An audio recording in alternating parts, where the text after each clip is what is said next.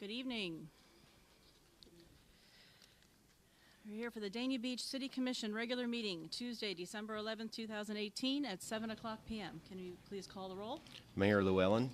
Here. Vice Mayor Odman. Here. Commissioner Brandemart. Here. Commissioner Harris. Here. Commissioner James. Here. City Manager Baldwin. Here. City Attorney Ansbro. Here. Thank you. Do the Pledge of Allegiance, please. Stand.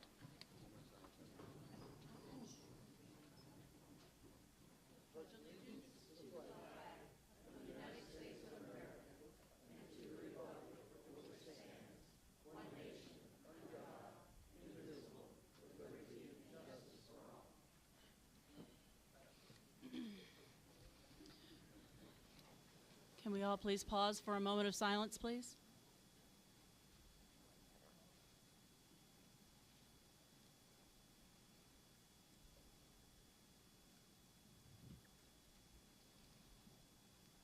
Thank you.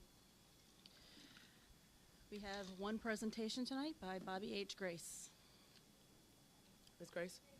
Oh, you can't hear me? It should be. It's on. Mic level. Testing. Yeah, It is. Some of her juice and gave it to us. Okay. And we can hear you. It's already on. Ms. My Grace? name is Bobby Grace, and I live at 110 Northwest 8th Avenue in the great city of Dania Beach, Florida. I am absolutely elated to be here tonight. But first of all, I would like to ask these beautiful people that are dressed in the same shirts that I am to please come up with me. Thank you. We want to give you an update on the Dr. Martin Luther King Renaissance Corporation and what we're planning to do for 2019.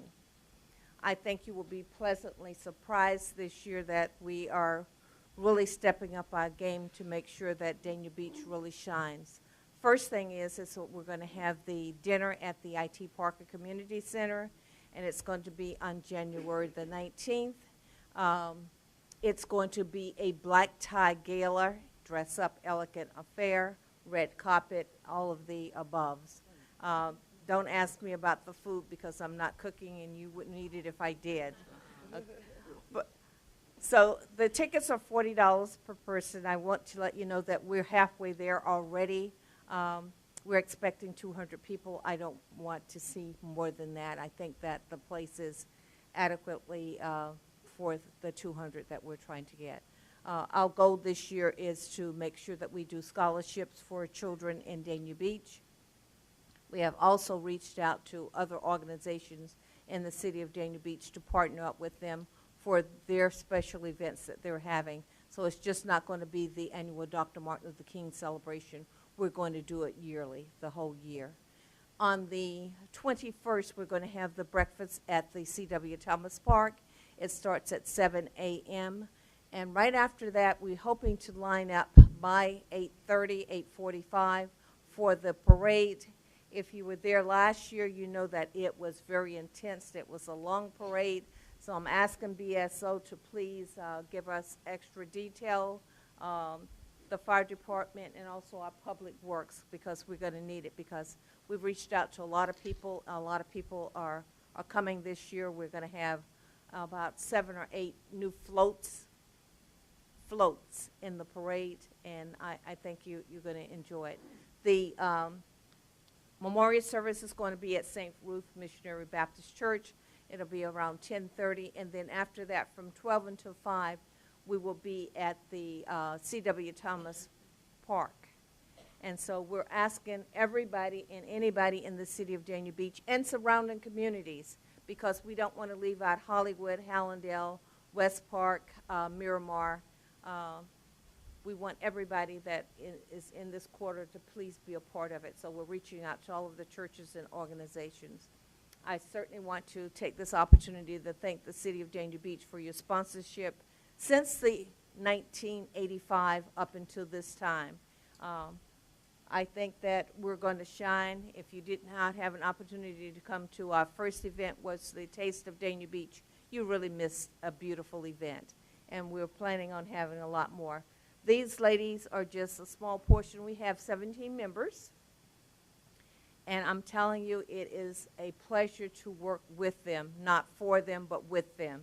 I mean, they keep me straight to the narrow, and they let me know it's definitely not going to go my way. It's going to be about a vote. Thank you so much for having us, and thank you so much. Commissioner Brandemarty? Hold Miss on a second. Grace, Hold on a second. Hold on. Miss Grace, girls, Yes, come back.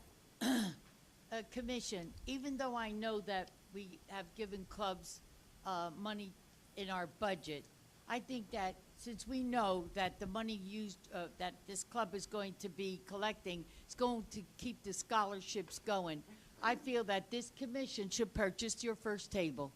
Oh, Wait a minute, they didn't vote yet, then you can clap. Because if you clap first, they're gonna think they gave it to you already. So I make a motion or something that we buy a table from these lovely ladies. I'll second it. All right. I kind of like the team thing, and I didn't get a vote on that yet, but I'm sure that we will have a vote on it. I always remember it sitting there that the most important thing that you can do for this city is to be a team player, and I know that you are. Oh, us. I didn't know you meant us. Now you can clap.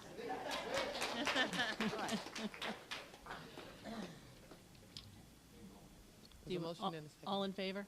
Aye. Aye. Anyone opposed? Motion passes. Okay. We have no proclamations tonight, so next is citizen comments. When you come up, when your name is called and you come up, please state your name and your address, and you'll be limited to 3 minutes tonight. Nope. And we have a timer. I'm going to try to use that tonight. First person is Paul Wiggins. Good evening. I'm Pastor Paul Wiggins, 215 Northwest 5th Avenue here in this great city of Dania. I stand tonight to ask for your support in the conveyance of the additional 12 lots from the city to the CRA. And let me just take a moment to give you a little background of who I am. Prior to full-time ministry, I served 23 years in banking, 6 of those years as Senior Vice President and Market Manager for Community Development Banking for Bank of America. And all across the southern half of Florida, I witnessed what you all are being asked to do now is to convey lots from the city to the CRA. It's a standard practice in terms of making that happen. And I sat in the CRA meeting earlier, and I know there were a lot of concerns. I know there were conversations about risk, but everything that we do in life, as the attorney says, is about taking risk. But certainly this is a risk worth taking, because I think the time is now for us to send a message to the West Side that we're willing to take a risk to make an investment in people who have not been invested in a long time. So I'm encouraging you all tonight to make an affirmative decision to convey the lots over to the CRA. And I stand ready to put my background and experience on the line to join with you in terms of making this a success. There's been a multitude of investments that have been made all around this community. And the time is now that we make an investment in this community, and it will be an investment where we're taking, and we can send a message tonight that the people on the West Side matter.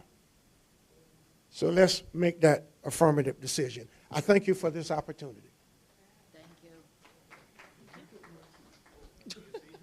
You took my feet.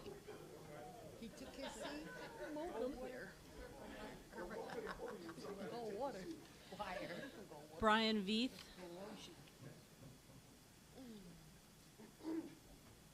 Please state your name and your address, and you'll be limited to 3 minutes. Okay, my name is Brian Veith. How are you? I'm the president of Ravenswood Association. We have over 475 homes, 2351 Southwest 52nd Street. I'm here to ask for your help in finding a solution to a mess we find ourselves in. It began last summer. Due to a management error, our management, a very upset homeowner filed a complaint with Miss Euro, which is she's a fantastic person in your code enforcement. targeting our snowbirds' homes for their shutters being up too early. So over 14 were cited, and due to the calendar issue that you guys have on your application, being that it has to be up by June 1st, you can't have anything up by June 1st, some of them were cited. For just a little background, over the past 10 years, all of our residents, snowbirds, Americans, Canadians, have been filling out forms with our office. Now, this is new for me, but for contact persons, et cetera, for installing protective shutters, excuse me, they wrote this for me, so I'm kind of saying it. We didn't know that the new forms had been put in place by the city, okay? And ignorance is not an excuse, but we find ourselves with an angry homeowner, and we couldn't do anything about it. He basically hit so many homes with this one code compliance. Now, here's just one issue that we find ourselves, it's really bad. The Canadians have to return after 180 days out of Canada for their health insurance. I never knew that, which means sometimes between the end of April, May, and June, they have to leave. They can't stay here. And because they have to put up their shutters. Now, granted, your application says June 1st through November 30, and that's it. And there's no wiggle room there. Now, there has been hurricanes in May. Just thought I'd throw that out there. But now, if we respected the non-resident rule, having to hire someone to install their shutters is a lot of money out of their expense out of their pocket. And I think all we're asking is for a little bit of a variance, a little bit of wiggle room. Ravenswood would gladly pay for it. We have 500 homes. Next to us is the States of Fort Lauderdale. We're talking about 1,800 homes, and 30% of those homes are snowbirds. That's about 600 homes. So just the fact that they're putting up shutters in that wiggle room area, we're just asking for a little bit of a variance. We're not asking for special treatment. I love my snowbirds. They keep the property values up. Their homes are very clean. There's all kinds of things, and you're looking at the time. I guess I'm getting close. Hey, listen, you guys, thank you so much for listening to me. I really appreciate this. If you have any questions about the insurance, I have some Canadians here who will gladly explain that to you, because that is really important to some of them. Mark Leferrier, is this something that you could discuss with him? So you may want to speak with Mr. Leferrier about this in more detail. He's in charge of that department. Ms. Llewellyn, thank you so much for your help. I really appreciate it. You guys, thank you very much Thank you. for your time. Next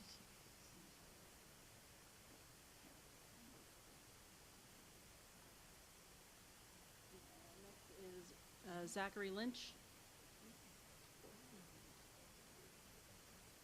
Please state your name and address, and you'll have 3 minutes. Yes, good evening, City Commission. My name is Zachary Lynch. I live at 4510 Southwest 27th Avenue, Dania Beach. I've been here several times with the situation with the noise, with the doors and windows. Sometimes I get emotional about it because it's my house, okay? Everybody has a right to have a quietness in their house, okay? I'm ground zero. The decibels are, I have a decibel machine. They're over 90, 93, okay? Black soot on my boat in the back, and I don't enjoy going to my house, okay? This program with doors and windows, I went to meeting after meeting after meeting, talking a zillion meetings, okay? You're going to get your doors and windows. They promised everybody doors and windows, okay? I bought my house. I'm a school teacher. I'm not rich, okay? I bought my house. I got it with a mortgage. I didn't pay cash for it. So as far as I'm concerned, everything was up to code, okay? Nobody told me in title insurance, hey, you got a code issue, anything like that. So the people came over and they measured my doors and windows, and she said, hey, you got to put a door in between. I'm trying to remember Adela or one of the ladies there. So, again, I just was living at peace to put a door, and I was going to do it. I didn't think it was right because I'm living at peace. I didn't bother anybody. The airport imposed their rights on me. So Mark LaFerrier over here came to my house, brings all these cameras in, taking pictures. This is out of code. That's out of code. To me, very unprofessional. I don't appreciate the way he treated me, okay, as a citizen. So anyways, he says, hey, you got to go figure out what you have to do, you know, to bring it up to code. That's what he told me, okay? So I did. I got some verbal things, and it was an extreme amount of money. Again, I'm a school teacher, but the thing that bothers me the most is this. There's other neighborhoods, and there's other neighbors in my neighborhood that I know, okay? I live in the neighborhood, okay? And they have code issues. They had code issues. And they got their doors and windows, okay? The guy next to me, okay, has a house. He changed it into a rental. They gave him 2 air conditioners, okay? Lynch. Bent Mr. over Lynch. backwards for him. And I don't have doors and windows, and everybody around me has doors and windows, and I am ground zero.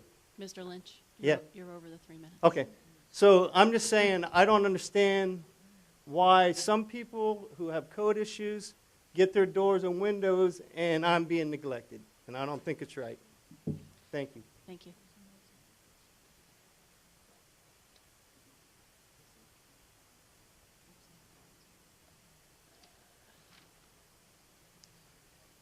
Next is Pat Wright.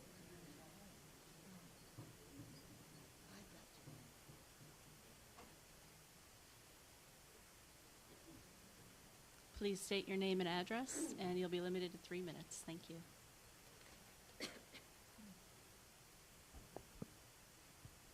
Pat Wright, 4391 Southwest 34th Lane, it's Danny Beach. Mailing address is Fort Would you just Lauderdale. speak up just a little bit? Is that better? That's better. Okay. I'm talking about the Dania Home Buyers Assistance Program, because I did not understand that the last time I spoke, the Danny Beach was proposing its own home buyers program, and had nothing to do with Broward County's mitigation program, or not mitigation, sorry. We've been affected too by whomever it was. Broward County's assistance program. I want to readdress my comments to the new commission board. As I understand it now, Danny Beach is proposing that they give qualified low-income people free land that Danny Beach owns, plus a $10,000 down payment grant that would, so that they can buy a house that Danny Beach is planning to build on. The grant, I believe, was given to, this is per home, was given to, for the 6 homes to Danny Beach, if I'm not mistaken on that. Okay. So who is funding the project or making mortgage payments while the house is being built or until it's sold? Is it Danny Beach? While I like the concept of helping low-income residents to own a home, I personally do not think Danny Beach should be in the house building business. Would it not be better for qualified residents to choose how they want to build their own home? I also think Danny Beach's land should not be totally given away, but there should be at least some type of cost to it for the future homeowner. I believe that the I believe that the $10,000 down payment grant was given to 6 homes so the town could, so there could be no cost to the taxpayers. And on that I am pleased, but please inform me if I'm wrong of that one. If we go forward with this, we need to start with only 1 home to see how it goes and work the wrinkles out. Also, the qualified residents should be picked from the group of at least 20 or more using a lottery system to pick, like the lottery ball type, while the drawing is videotaped to ensure that everything is fair and honest. I'm not in favor of adding 10 more homes at this time. We need to go slow down and think this through. There are too many questions that we need to be answered. Things need to be worked out on the 6 openings that we now have before adding more, and maybe even better ways of doing it for more people, like giving free classes on budgeting and how to save to buy a home. We also need to crack down on owners of rentals to clean up the buildings and yards and to make improvements to improve the whole neighborhood in these areas. Lastly, I'm disappointed that there was a lack of concern for other depressed areas in Dania Beach, like certain areas along the Griffin Road corridor and in other areas. Broward County had a home buyer program to help low-income residents in Broward County. Dania Beach was one of the cities that was picked for this program. It was free to Dania Beach. It was for all, not just a few, but all qualified homeowners or residents that qualified for it in Dania Beach. Ms. Wright, you're past your time. Okay, thank you. Thank you. Just really quick, Pat? Yes. Oh, I'm sorry, go ahead. I was just gonna say, have you sat down and spoken with the CRA? Say that again. Have you sat down and spoken with the CRA? I did briefly speak with the, one of the CRA, and I can't find her card right now, and I have health issues, and I've been very busy, so I've not been able to get back a hold of her. It's not that I'm not in favor of helping people. I really am.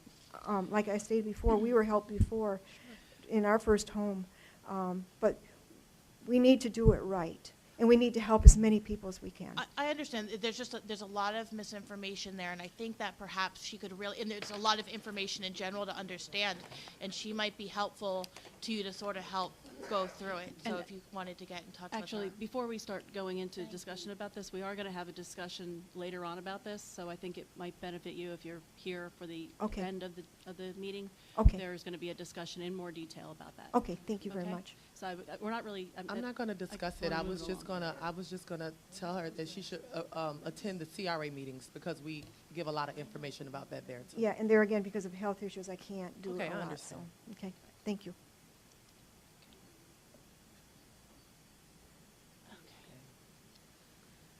Okay. Public safety reports.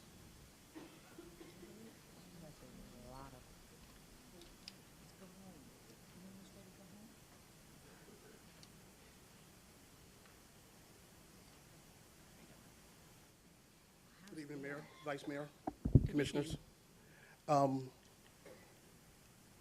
So far this year, we've taken a slight, Lieutenant Darrell Stallings, my address to 4601 Southwest 30th Avenue. We've taken a slight uptick to our crime and with our Part 1 crimes. Mainly, of the 10 Part 1 crimes, 2 are the ones that's driving our numbers up. And those are larcenies and vehicle thefts. The larcenies are the ones that's occurring at the Walmart, the Publix, the Walgreens, and our convenience stores. What's occurring there is that people are walking in and walking out with products, and they're calling the police out. So when we do those reports, our numbers go up. And so we've gone up from up a little bit, about 7% total in our Part 1 crimes. Vehicle thefts. The problem that we're having with vehicle thefts is the fact that people are leaving their key fobs inside their cars. And if the key fobs are left in the cars, you can't lock the doors. And so, again, with those things happening, it's also causing our burglary conveyance issues, because when they go in, they take something out, that becomes a burglary, then they come back and they take the key fob, they take the cars. So those are the issues that we're having. Now, with the larceny thefts, due to the arrests that we've made, we realize that a lot of it's coming from our homeless folks, especially with the Publix. They walk in, they grab meat, and they walk out. And we have made countless arrests, on those. Again, that's how we know it's our homeless folks that's doing it. But I also want to talk about some of the arrests that we've made, some of our significant arrests. At the Red Carpet Inn, we had 2 subjects come in a stolen car out of Tampa. And one of our deputies observed the car, pulled into the parking lot, ran the tag, came back with a stolen vehicle. And we ended up making 2 arrests, and getting the owner of their car back. Another one was we got a DNA match on a burglary conveyance, where we came out and we processed the vehicle, got some swabbed it and got DNA from it, and was able to identify a subject who had committed that burglary, and we made the arrest on that one. There was another one that we had, which was actually a preventive one. Our CST guys observed the subject with all his lights out back into parking spaces at the Danian. And when they made contact with the subjects, they discovered a ski mask and semi-automatic handgun. Those subjects was placed into custody. You know, so again, those are the crime issues we have, but we also got some good things too that's occurring around with the Broward Sheriff's Office. Last Tuesday, we recognized one of our detectives. The Broward Crime Commission gave an award over at the Doubletree in the city of Sunrise. We had an awards dinner, and our detective, German Bigbow, was our detective of the year from Dania. And again, that was a nice event. We just, today, we gave out 10 kids went shopping at Walmart with the Shop with the Sheriff event. Each child was given $200 to shop with. And I was in the training class, so I didn't go, but they told me these kids had a great time. Now, tomorrow, we're recognizing, the Chamber of Commerce is recognizing our Deputy of the Year, which is Matt Robinson at a luncheon over at Memorial Hospital. So because of, Matt is one of our field training deputies who's done a phenomenal job as far as training our young people and getting them ready to go out on the road. And we're also, tomorrow night, we're giving away 20 bicycles to elementary school students. And the bicycles are being given by the Sheriff's Advisory Council, who paid for those. And that's all I have. Anything for me? Any new updates on Danny? Same as we talked a couple days ago, and so he's doing well. He's ready to get back to work. However, it's just that right now he's a little kind of shy because again he still has his scars and he wants to make sure that it's taken care of. But he's doing good. Well, it's nice to see you, but we'll be looking forward to him. Danny's out for a little bit, so. That's it. That's it. All right. Thank you. We don't have anybody from the fire department today. Say it. Huh? Oh, okay. All right. Next item is the consent agenda. Do we have any polls?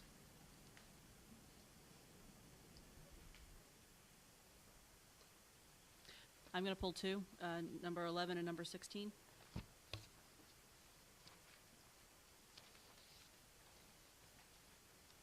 Anyone else?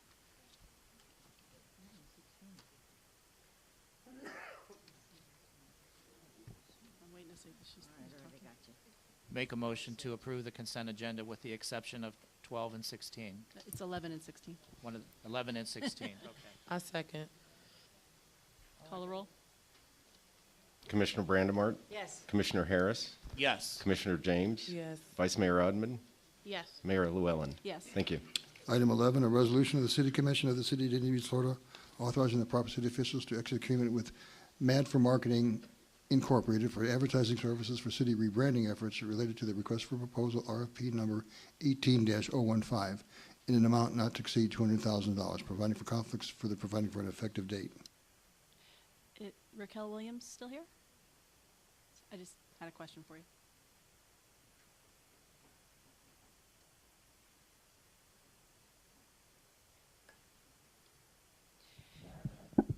Good evening, Raquel Williams, CRA Executive Director.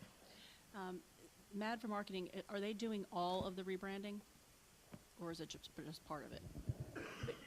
They will be doing a portion of the rebranding related to advertising and marketing services.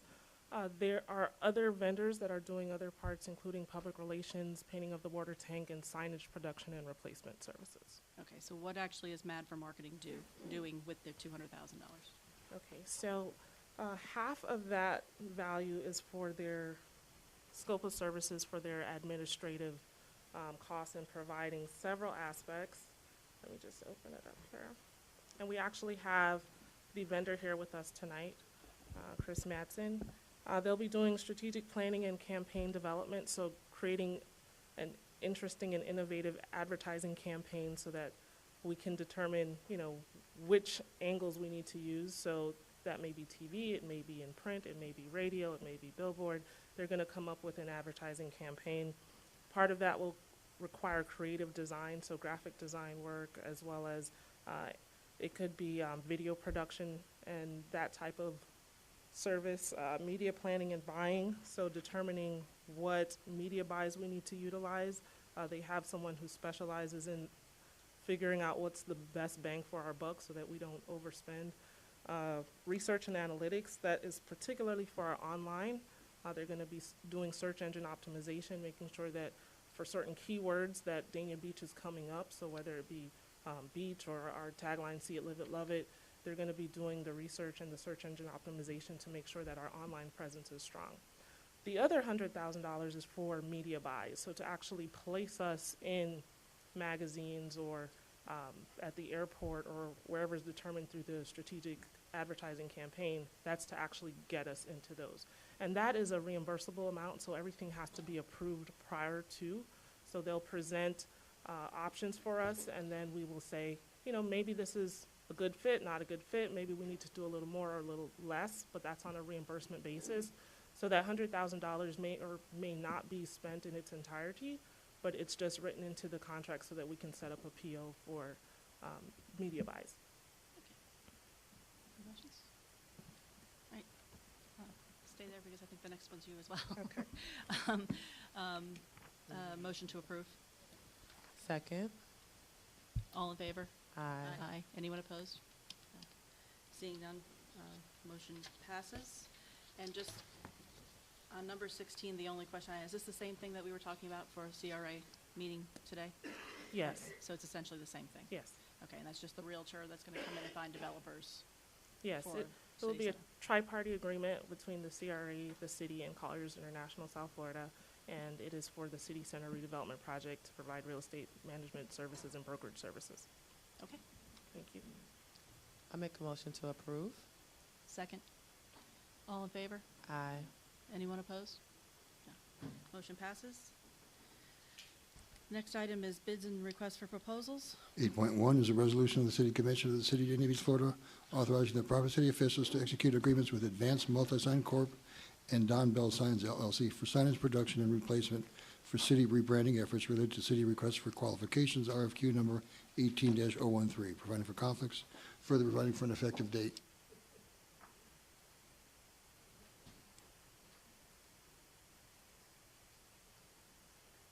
I don't have any questions.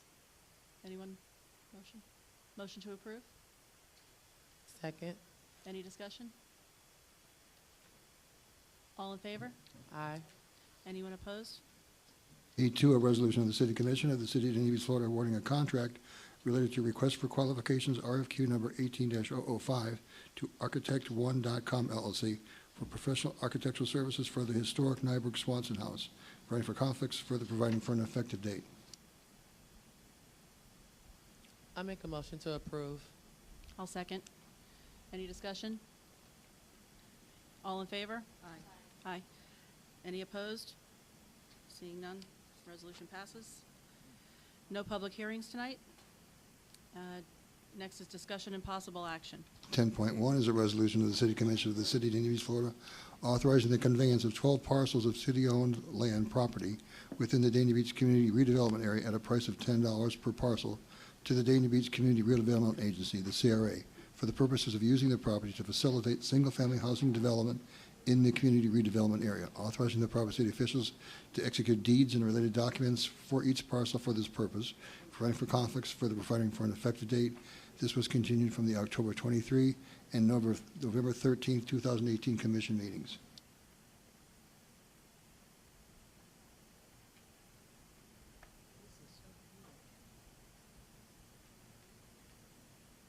Waiting for somebody to hit a button.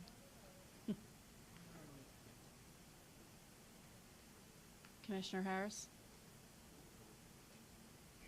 Can barely hear you. Yeah. What's wrong? What is going on? Can you hear me now? Testing. Can you hear me now? Yes.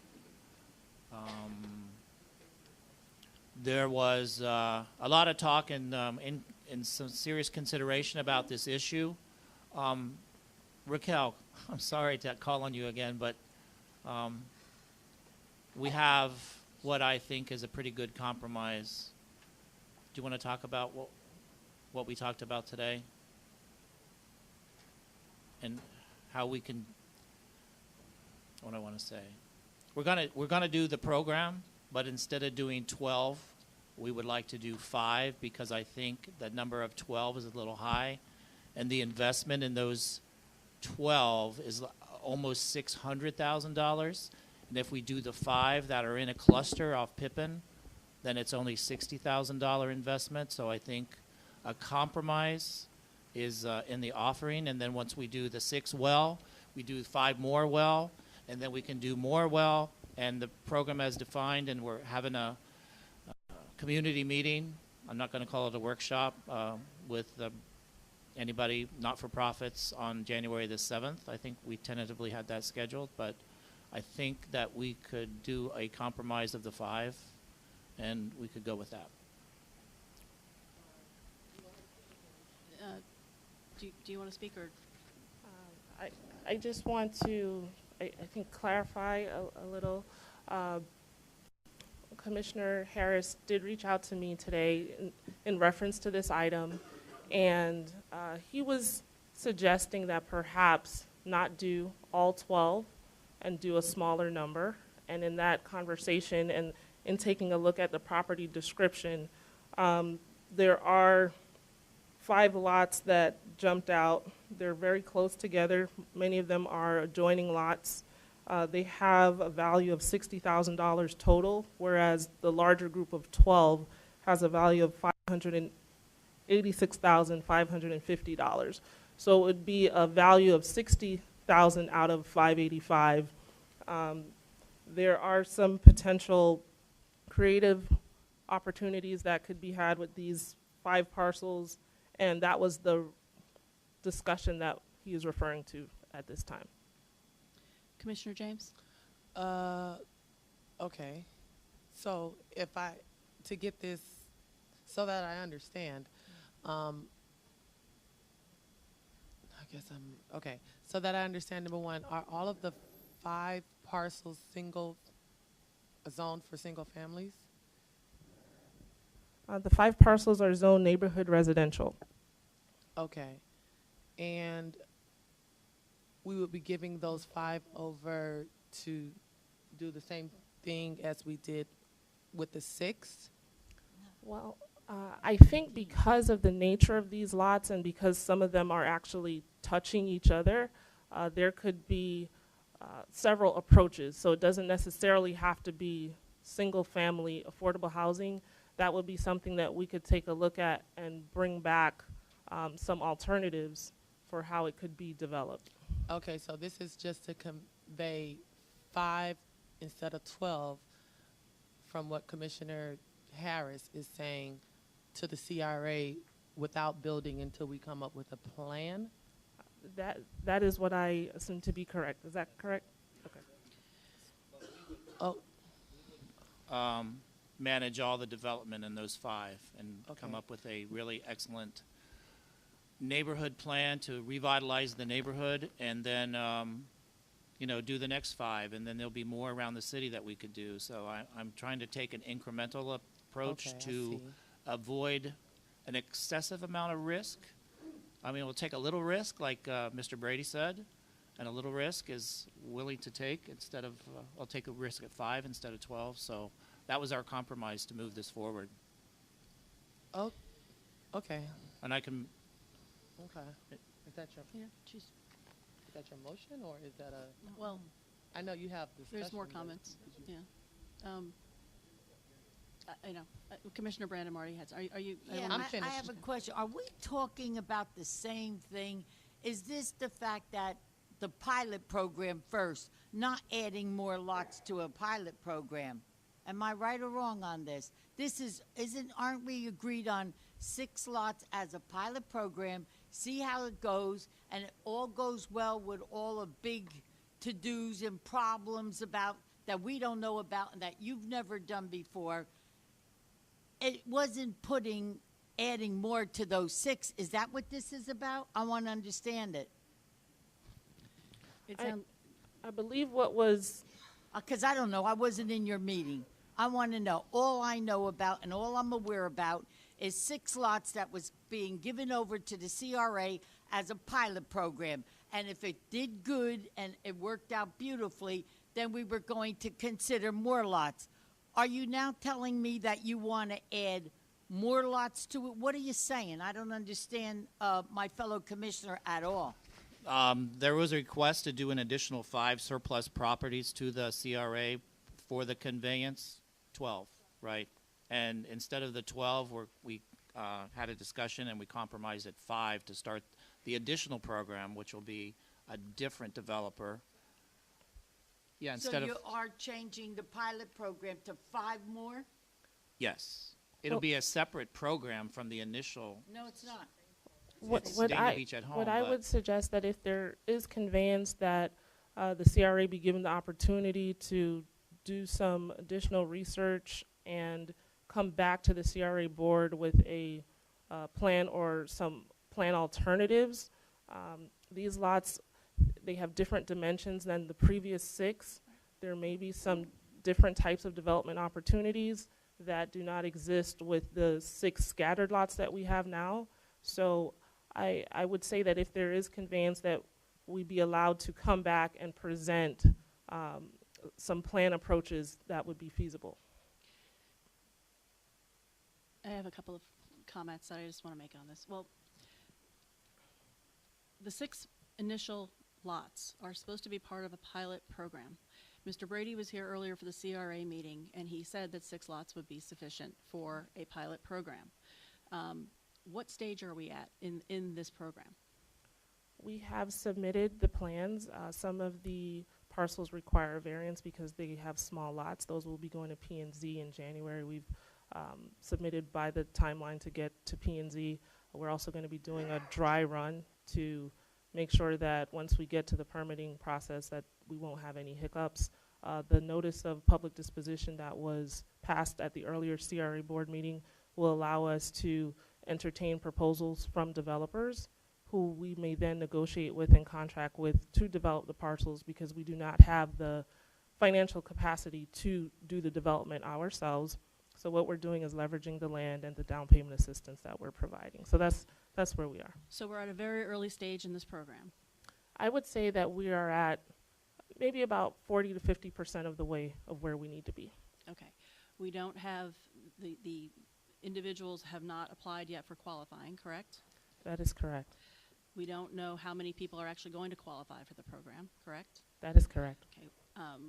Obviously, there's been no lottery system put into place yet. Well, once we have our applicants that have been income certified and have gone through homebuyer education and housing counseling, then they will be placed into the lottery system. Okay. Obviously, we don't have the properties actually built, still in the works as far as developing. I know there's been pictures of what we think is going to go there, but we don't actually have a developer in place who's actually going to actually build those homes Right. yet. Well, we've taken a lot of the legwork out of the what the developer would traditionally have to do. We have full construction sets for all 6 parcels. So the time consideration that a developer would normally have, we've decreased that significantly. My concern is this. We don't really know where we're going yet. I mean, there's a plan in place, but there are obviously a lot of questions. And I understand that there is risk in everything. But at this point, since we have 6 properties that we are going to do this with, I feel like we're putting the cart before the horse, even putting 5 additional properties out there until we see at least the beginning phases of these first 6 properties. We need to see what's going to happen. We need to see what bumps in the road we're going to hit. We need to see what obstacles we're going to come across and what we might need to change. My thought is that we table this for 6 months at least, just to see what happens. And then at that point, we can come back and we can look and possibly add more properties, whether it's 5 or it's 12 or whatever. But at that point, if we work out the bugs and figure out what the problems are and see if we can do it correctly, then we don't have to have the same situation again. We can address it early on. We can take care of what the problems are. And then when we add more, assuming we can do that, then we worked out those problems. I'm certainly not opposed to the program. What I'm concerned about is that we're putting the cart before the horse. We're not these properties aren't going anywhere. I don't understand what the rush is to convey them over to the CRA at this point, when I think we need to see what this pilot program is going to do. At least get a sense of what some of the issues are and see if we can fix them before we move on to the next phase. And if I could just add that the pilot program that we're doing and those are all very good points. The pilot program that we're doing now is curtailed towards the type of properties that we have, and any additional properties could take on a whole different makeup of the program, and what the requirements are or what types of housing are done. And so it would, whether it's conveyed now or later, it would be at the discretion of the CRA board to determine what's the best development mix. It could be the land trust that was communicated earlier at the CRA board meeting. It could be, any number of different programs that we're not exercising right now. Commissioner James? Well, I was one that was in support of giving all 12 to the city for a number of reasons. Just because we convey them to the CRA doesn't mean that they have to build. We are the CRA board and we are the commission, and so we are still in the driver's seat. I had a conversation with Broward County, Beam Fur, and he advised that there is no money in the trust fund that we were trying to seek money from then. And if we don't have the lots, we can't go and sell our story to anyone.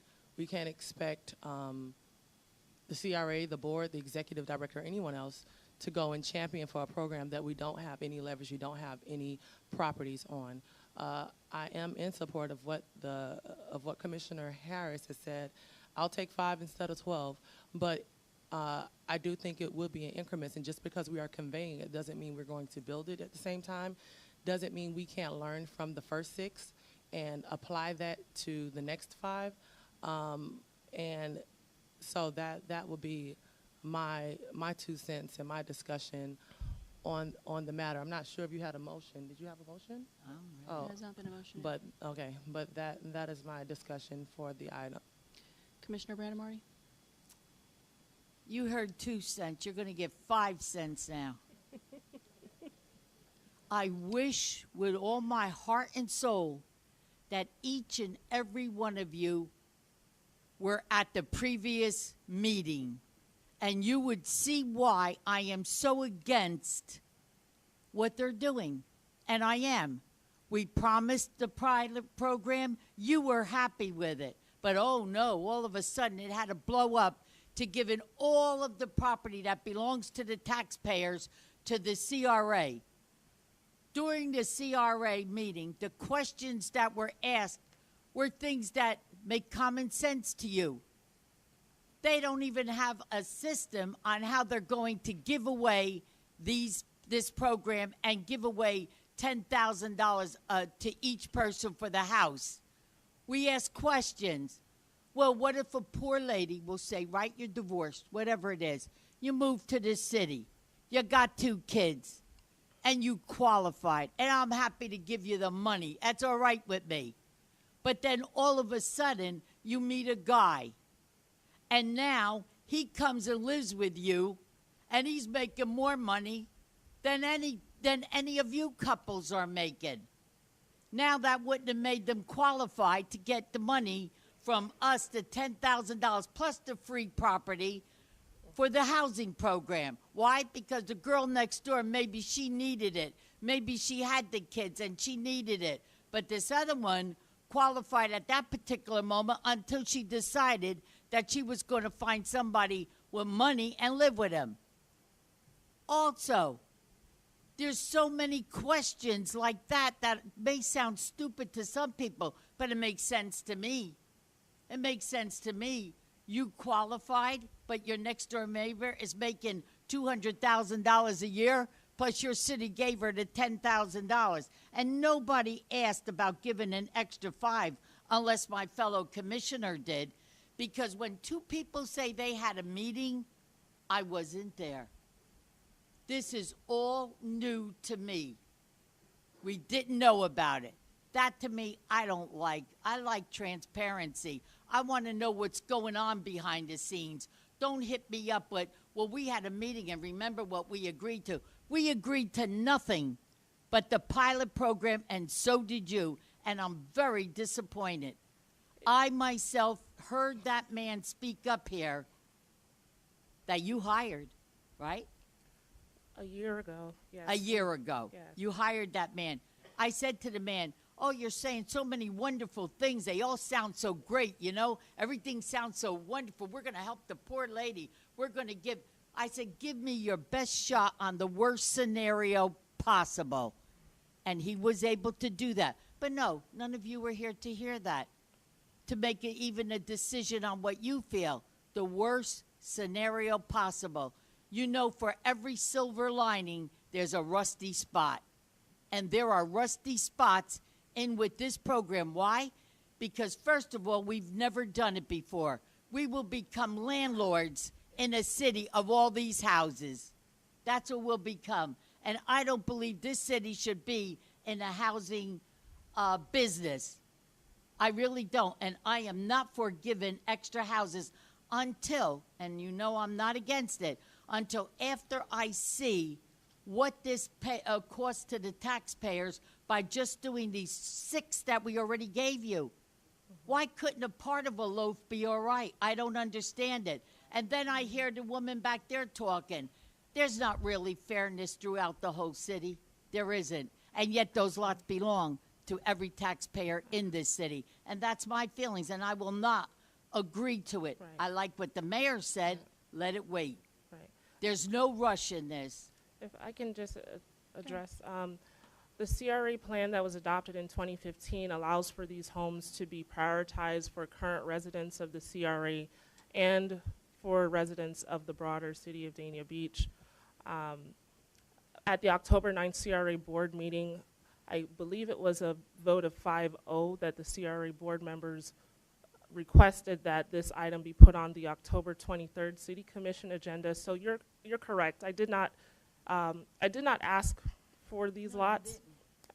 It was the CRA board at the time that asked for it to be put on the agenda, and so that is what was done, and it's been continued for a few meetings since then. Commissioner Harris? In order to revitalize the community and help those maybe first-time home buyers that have never qualified for a home before and get on the path to some kind of financial security, I mean, I'm willing to take the risk for the additional 5. I think it's a good program. There's many funding sources out there that we haven't looked at yet. I got a meeting tomorrow. I have full transparency. I have a meeting tomorrow morning or tomorrow afternoon at 2:30 with Habitat for Humanity to see what kind of programs they can offer. So I'm willing to take the risk for 5 properties, and Are you making I'll make them. Oh, I didn't know if that was a motion. I was asking. Yeah, I'll make the motion to start the process to convey the 5, but not the 12. I'll second it. For discussion, before we vote, I have a couple more comments that I would like to make on that. Again, number 1, we don't even know what's going on with the pilot program. I'd like to see it get a little further along before we start conveying more properties. Number 2, this is the first time that we've all heard about this compromise. I am all for compromise. I think compromise is a great thing, and I appreciate what you're trying to do in order to try to make this work for everybody. The concern, though, is number 1, we don't know which 5 properties it is because this was just discussed. I mean, you said that it's 5 that are close together, but I'd like to have a little more information about it, aside from just saying 5 properties, 5 out of the 12. I think it would only be fair if we could be provided with some further research on it, some further information, so that we could get a little more information before we start voting to say, go ahead and convey 5 properties. Which 5? Which 5? What are the issues that are different?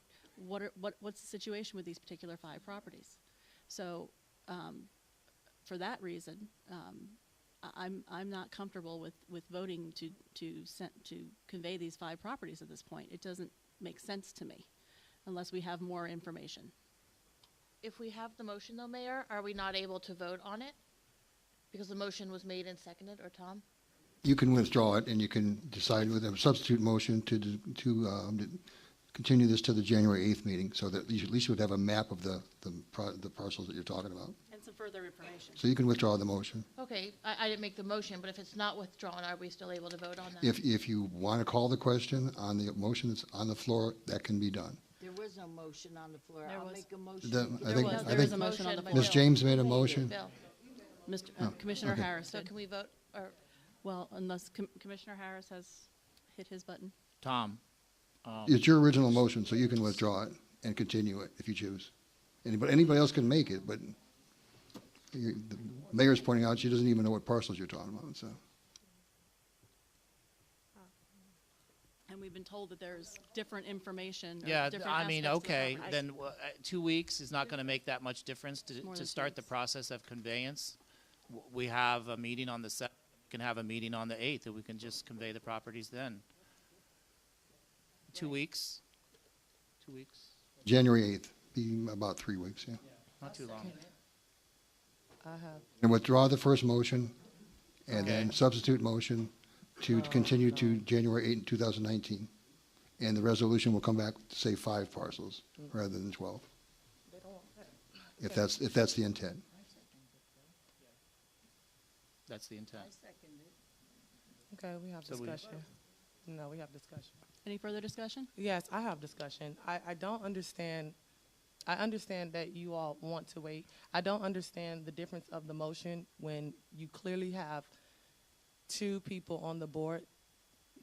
The mayor doesn't want it for 6 months, for reason, and Commissioner Brandon Marty doesn't want it until we finish the first 6. So pushing back the motion or pushing back voting on the conveyance of the properties does absolutely nothing except for putting it back on the agenda again, and nothing is going to be changed. You still have a mayor that wants 6 months, and you still have a commissioner that wants it until the pilot program is complete. So I am confused on pushing it back for 2 weeks. I'm really confused. Commissioner Could I have clarity? Can I respond to that first, Commissioner Brandon Marty? Sure. First of all, yes, ideally, I would like to see it get pushed back 6 months so that we could at least see what's going to happen with the program. However, Commissioner Harris has suggested a potential compromise. I don't think there's anything wrong with exploring that. So that's why I'm saying if we push it at least 1 meeting, and then at least we can get some additional information, take a look at the properties. Let's see what the situation is in those 5 additional parcels. But at this point, I have no information. No. I'm not trying to change your mind. I'm asking Commissioner Harris, what is the difference in 2 weeks of voting for it? This has been on the agenda 3 times. It's been in the backup numerous amounts of times. Every parcel, all the information you need. I know that before the newly elected officials were elected, they studied these agendas. All the information is there as far as that part. The other information that a lot of us don't have, we can still get that information. The conveyance of the lots doesn't mean that we still can't get that information. So that was my question for clarity for Commissioner Harris.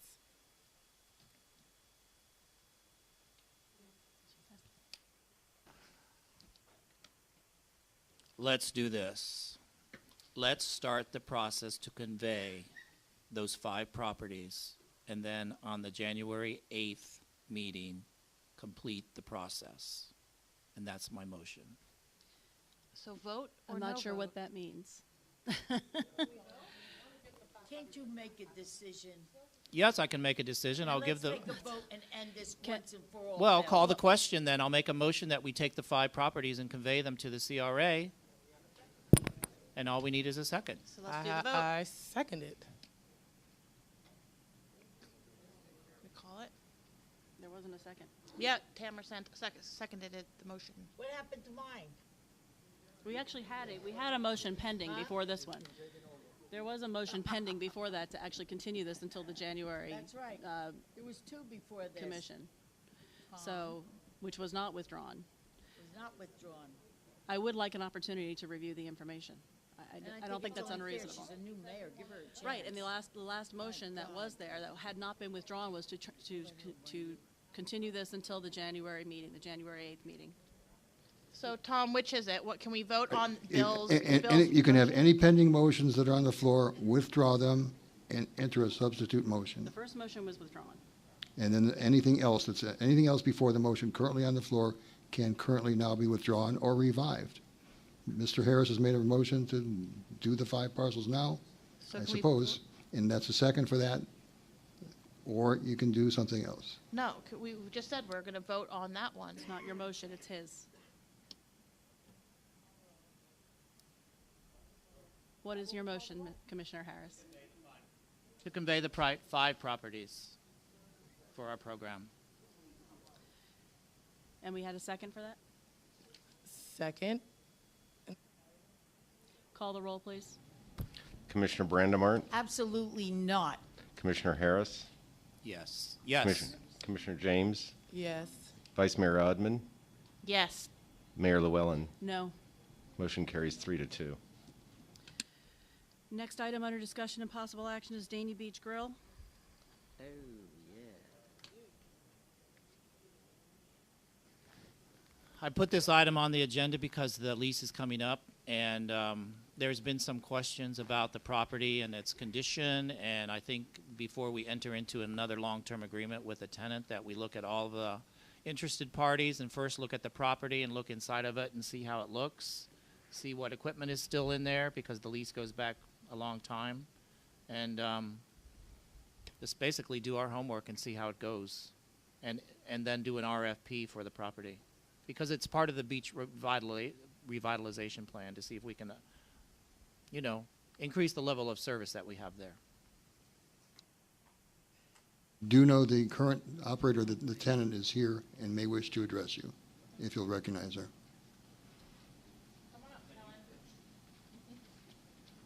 Or him. It's Kellen Barth, Please, GM. please state your name and address. What? Oh, 65 North Beach Road, Danny Beach. You gotta speak up a little bit. Sorry, I'm a little raspy today. So yeah, I just wanted to get a kind of a clear idea what you guys are looking for. I know you guys are talking about the revitalization program, and it's been talked about on a sign, everybody knows about it for the last couple of years now. So I just, as far as that is, I got no problem with it. I just want to know what you guys are, thinking about. And, either way, we can go either way. I know that, the building needs work for sure. It's from 1947. The last 2 years have been a little rough with weather and everything like that. I had to close today. We weren't doing much yesterday. The weekdays are really hard to do, and that's why I have a lot of live entertainment on Saturday and Sundays, because, that's the only time we make a buck. The weekdays are tough. And people are talking about it too, after the hurricane, things are tough for everybody. Trees are down. There's nothing to do in the park. There's 2 things to do. Go to the north side of the park, record it, or hang out with us. So we try and make it fun for everybody else on Wednesday, Saturday, and Sunday. And the best thing to do is live music. You know what I mean? It's a bar, it's a restaurant. You want to come and eat, it's a destination place. We're not by an industrial park. We're not by a business district. So when you're going to come and eat, you have to go there for a reason. So it's really difficult to make ends meet sometimes when, you're bringing $200 a day instead of, come when season hits, we could be hitting 6. You know what I mean? So it's rent, it's property tax, it's sales tax, it's employees, it's, you're buying beer, you're buying wine, you're buying food. You're trying to, make ends meet with the city's, demands and stuff like that too. So it's a lot of money. I tell you, I've been making pennies for the last months. Commissioner James? Sorry. I've been to the Danny Beach Bar and Grill. I've frequented this business for the past few years, and before I was even elected, and I've received numerous amounts of emails concerning this business. It is a place that our residents love, that a lot of people enjoy. It is it's not as pricey as the quarter deck, so it's a beautiful contrast because there's not a lot of competition between the 2 restaurants.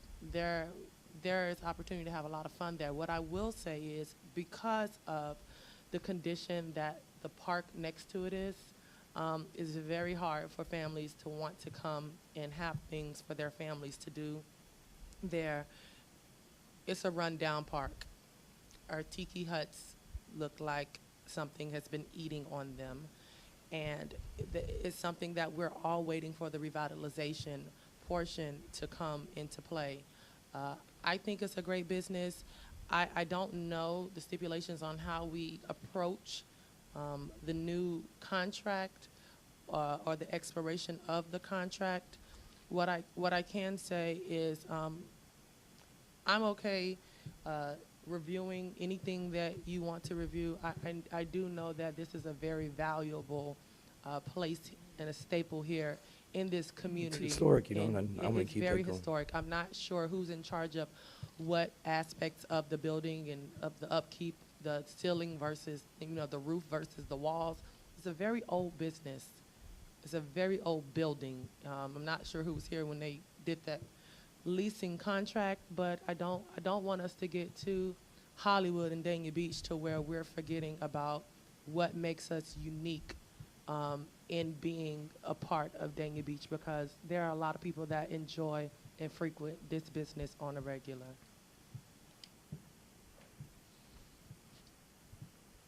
Commissioner Brandamari? Isn't the grill, my question is to the city manager and Tom, isn't the grill part of the third stage of the beach revitalization down there? Isn't that, and we're, our plans for stage 3 to It is, include the yes. moving the grill? And we've got a lot of work to do down there, so we're not gonna be able to renovate while we're gonna be doing the street and everything. That's part of That's the, throwing good money away. It's not right. Commissioner, that is part of the conceptual design, but It there's. is, right? There's I not saw been, it, that we were gonna move it and make it nice. but there's And not been a definitive decision on Not how yet, to deal with it, yes. but it is in phase 3, right? It is in Or is it phase in 3. phase 2? No, phase 2 is, we're in it now, right? We are in phase 2, but if Right. you remember the way we funded it, we kind of blended some of the phases. Which was so- good. Yes, to so move it phase, along down so the you could beach. say phase 3, the next phase that we have, we would be looking at that. Right, and their contract is up when? February 15th of next year. Of next year, so it's a little Two, soon to. 2.5 months, That's right, 2.5. or less than that, 2 months, I basically. don't know, I thought that there was gonna be maybe other plans regarding the grill. The phase 3, it could be a couple years off at the earliest. It could be that far out. So what I think the tenant has asked me by email, is the city interested in month to month? Is it lease renewal? That's sort of what the discussion is for. If it's month to month, it would be, you could do an RFP at the same time and go month to month if they're willing to do that, or you run the risk of they close it down at the end of the lease, which is 2 months from now, and you do an RFP and it's sitting vacant until somebody else takes it over. There is some interest in it.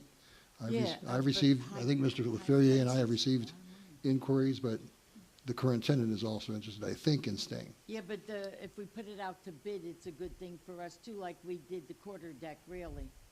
Don't know until you go out, that's the Until point. you go out there. And as far as the music goes, Yeah. we've had to address complaints about the fact that the music is loud to the people living in those 2 big buildings. The that Renaissance. What do you call that, Renaissance or Correct. something? What are they? Yes, they complain about the music being too loud, and there's many places in the city that we actually stopped the people from playing the music because it carried across the little pond over here. Then how do we bring more people in, you know? How do you do it? Pardon me? So how do you bring more people in? You revitalize the beach. Well, yeah, I know, but their house is their castle, like one of them They're came $6,500 up a here month and was for a lease. bringing out the point to it. And you are the son, aren't you? And Yeah. your mother lives in Chicago. Correct. Right? And she's still living in Chicago. So Keep you are going, Chicago. the one that runs the business there. Yeah. All right. Like I say, we addressed the complaints, and also, if I'm not mistaken, when you first took over there, we also had you remove something that you built attached to the back of the restaurant. Am I correct? No, I got a site plan and a, You got cited. yeah, and Yeah, we you got went through the whole cited thing, for and I got fined and numerous stuff like that, yeah. things out there. Yeah. I think that we should discuss this some other time, really, I do, so that you commissioners that weren't on the commission, really, when these problems arose, are brought up to speed on some things. But I'm in favor of it going out to bid. I really am. So I just want you to know where I'm coming from, because I was here through all those issues. Okay. Thank you. My only concern is, I mean, obviously, there does need to be some work done. My concern is that, as we've said, this is a very popular place to go amongst the locals. And there would be a lot of people that would be very disappointed if it became something fancier, more expensive, not what it is now. As far as me giving it a shot for the last 5 years, I've been trying, you know. It's tough times. No, for everybody. I understand. And I would, my concern would be that there are a lot of local Danny Beach residents who City owned as well. who would be very We can work together as a upset team. if it was no longer a local type of an establishment where they could just come in from off the beach. Yeah. So that's my only 2 cents on it. Cool. Thanks, guys. Anything? Thank you. What action?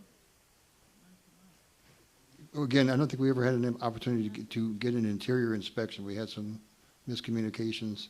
So we've had exterior inspections, and we gave you, documented all the photographs of the property. But the interior needs to be looked at, and we'll just have to get a time to get in there so that code and all the different disciplines, I think someone was there the other day. I got pictures that I've been working on. I don't think the people, the different disciplines for structural, electrical, water. Right. They didn't all get in the Yeah, building. it was just cosmetics for the most part. Well, they need to get in to look at it, Yeah, is my agreed, question, my for point. sure. So we have to make that happen. So let's do that and then bring it back early next year. Again, you'll have to let us know if you are interested in going month to month. You should tell very us interested. by making an offer. If you're not, let us know. But I also, just was, excuse me, but the taxes are still due on the property of about $7,000. Okay. And I think the rent was not paid until just very recently, like today. It's been fine. It was paid today, I think. That was the When? water bill. The 6th, okay. Yeah. The rent's due on the 1st, as you recall. Okay, well, we're getting past those things. So what action? You'll defer it until we come back with pictures of the inside Okay. and then make a decision. So we'll defer this and bring it back. Okay. Next item is Commissioner James, Charter Review Board. Yes, I asked that the Charter Review Board be put on the agenda. I just wanted to reconvene the Charter Review Board. I'm not sure how that works, but we have an old charter that needs to be revised. I would like to see certain things on the charter, like a 4-year mayor. I mean, I know it went out to the vote the first time, referendum, and it did not pass, but I would like to see a lot of things amended or just looked at and brought back to the commission. But definitely from serving, and the current mayor will see this, those 2 years will go by in the blink of an eye, and you will find out it's very hard to really get things accomplished within 2 years. But that's not a decision that we make. That is a decision that will go out to the voters. That along with other issues, like I think that we need to take off term limits. If anything, these last 2 elections taught us, this one and the one when I was elected, is if the people don't want you to serve, they will not vote for you. They will vote you in and they will vote you out. And so term limits really didn't mean anything in these last 2 elections. It didn't hurt the city, and I would hate to see someone say, for instance, I'll use Commissioner Grayson, she's not here anymore. She's not here and she's retired.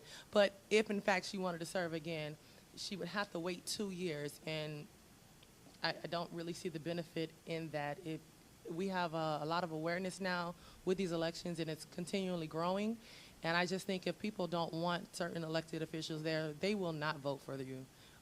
That is just here, but that's up to the voters to decide. It's not up for us to decide, but I really would like to have our Charter Review Board back.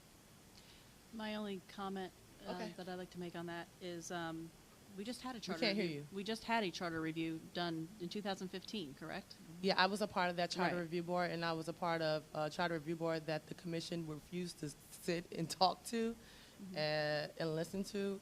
We requested a meeting with the commission, and it was a very ineffective charter review board, if, in my opinion, and I can only say that because I sat there. Well, how often are we supposed to do the charter review board? Is it every 6 years? At least every 8 years. Every 8 years. I mean, this is just now 3 years, and now it's, I mean, I'm not even halfway. I'm wondering, it was just, and the same issues were addressed at that last charter review board, correct? Some of the issues were not even, you know, taken a look at because, or considered, because they refused to meet with us. So it was a charter review board, and I served on it, and it was ineffective because they didn't want to meet with us. So I don't even know why we had a charter review board then, to be honest with you. It just seems a little premature to me at this point, that's all. Okay, well, that's what I want to do. Commissioner Brandon Marty? Well, I'm not going to comment on that. I'm going to comment on something else. I want all the voters to know, never, never, never get rid of term limits. You know why? You'll have a pain in the butt up here you'll have to live with the rest of your life. Get out of here. Don't be stupid. Do what you did. Vote no. So I'm talking to the voters that got a brain in their head. Why would you want me up here for the rest of my life? Why would you want her up here for the rest of your life? Well, they might want me up here. I can't speak for you. That. If they can't get the job done in, right, and let me tell you, if they can't get the job done in 2 years, you didn't need them to begin with. Oh, well, I'll make a motion. I'll make a motion then to reconvene the Charter Review Board. You can vote it up or vote it down. That's my motion. Can I ask a question for clarification? Sure. If something comes before, if we're reconvening the Charter Review Board, is it also for anything else, or is it just for what you No, well, the Charter Review Board, to my recollection, they review the entire Everything. charter. They come back with a whole lot of different discussion or items within the entire charter, and they bring it to us. Okay, so but it's not just that. It's then? not just that. Those are Okay. just certain things that I would like to see. So Thank that's you. All right, thank you for Okay. clarification. Yes, I'll second that. Any further discussion? Can you call the roll, please? No. Commissioner Brand. It is Commissioner not going to be Brandemart. that nasty. I tell like it is. What I said was truth. No. Commissioner Harris. No. Commissioner James. Yes. Vice Mayor Odman. Mayor Llewellyn. No. Motion dies 2-3. I'm sorry, motion fails 2-3. I misspoke. Same thing. But I'd like to comment on something. I got a comment. May I, Mayor? You may, go ahead. She was right what she said. Our ex-mayor Tamara was right. They wouldn't listen. I know what you're talking about, and I know what upset you, and you were right on that. All right? I mean, that doesn't make me feel any better. Y'all voted no. Well, that's, Give me a well, bone. girl, I don't Give think me a the bone. city could live with you for 8 years more, or for this one here. He's half asleep anyway. Or her, or me. Don't live with us and have to die with us. Don't do that. You'll be killing the whole city. Okay. The next item is Food Truck Ordinance Amendment, also Commissioner James. Come on. Commissioner James, you're up again. Number 4, Food Truck Ordinance Amendment. I can't hear you. I don't know. We couldn't hear you before, so. I know. Okay, so we're on the food truck ordinance? Yes. All right, I brought this up because I'm not sure about the food truck ordinance. I do know that certain hotels, that we have that are limited service, they had food trucks on their property, in their parking lot, their business, and I think that they were shut down, or they have to have a permit 60 days before, and you can only do it twice a year. It's a very antiquated ordinance that I think needs to be looked at and revised, especially for, now when you're looking at how hotels do business. You don't have a lot of full-service hotels.